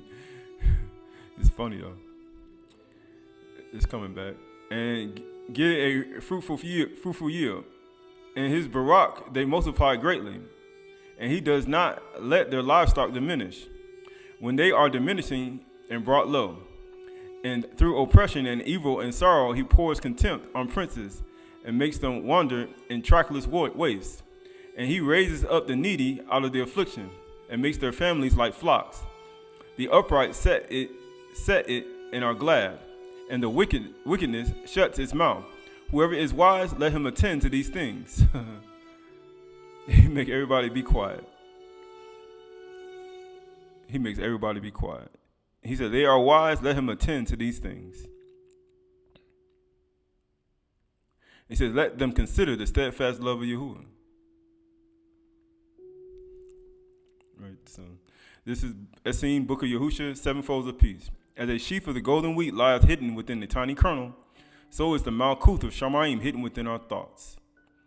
That's where your grain offering's at. That's where your Nakam, that's where all these things are at. If they be filled with the power and love and wisdom, Kukma, of the Malkuth of Shamayim Father, so they shall carry us to the Shamayim sea. But if they be stained with corruption and hatred and ignorance, you'll be like the person going to get the plants for Aliyasha, and he cut up the plants and put poison in the pot. He said, man, it's death in the pot. But he threw flour into the pot. And he said, now you can pour it out and give it to everybody. He says, they shall chain our feet to pillars of pain and suffering. No man can serve two masters. Neither can evil thought abide in the mind filled with the light of the Torah. Neither can an evil thought in mind be filled with the light of the Torah. That's what you've heard in the beginning abide in you. That's from the beginning. And what you've heard from the beginning, if what you heard from the beginning abides in you, you and the Ab and the Son. You and the Father and the Son. And guess what it says? And he who hath found shalom, peace, with the mind have learned to soar beyond the realm of the Malachim. Know this shalom with thy heart. Fulfill this peace with thy body. Because that's your natural man. Both duality, both male, both human and non-physical and non-physical. Right, so this is the last one. ODE, Shaloma, ODE 15:1-10. As the sun is the joy of them who its daybreak, so is my joy, Yahuwah. because he is my son, and his rays has restored me, and the ore has diminished all darkness from my face. Eyes I have possessed in him, and have seen his Qahalath day. Ears I have acquired, and have heard his truth. The thought of knowledge I have acquired, and I have lived fully through him. I abandoned my way of error, and went toward him, and received salvation from him generously. And according to his generosity he gave to me, and according to his majestic beauty he made me. He said, this way of mine is beautiful. Yafa. He said, man, he became like me, and he diminished his grandeur. He says, I had put in corruption through his name, and stripped off corruption by his his grace. Death has been destroyed before his face, and Sheol has been vanished by my debar. You mean death. Just like when Al-Yahu, by the word of Yahuwah, and he removed death from the pot, and it brought forth, and he brought the first fruit, and it brought forth what? More to feed even more.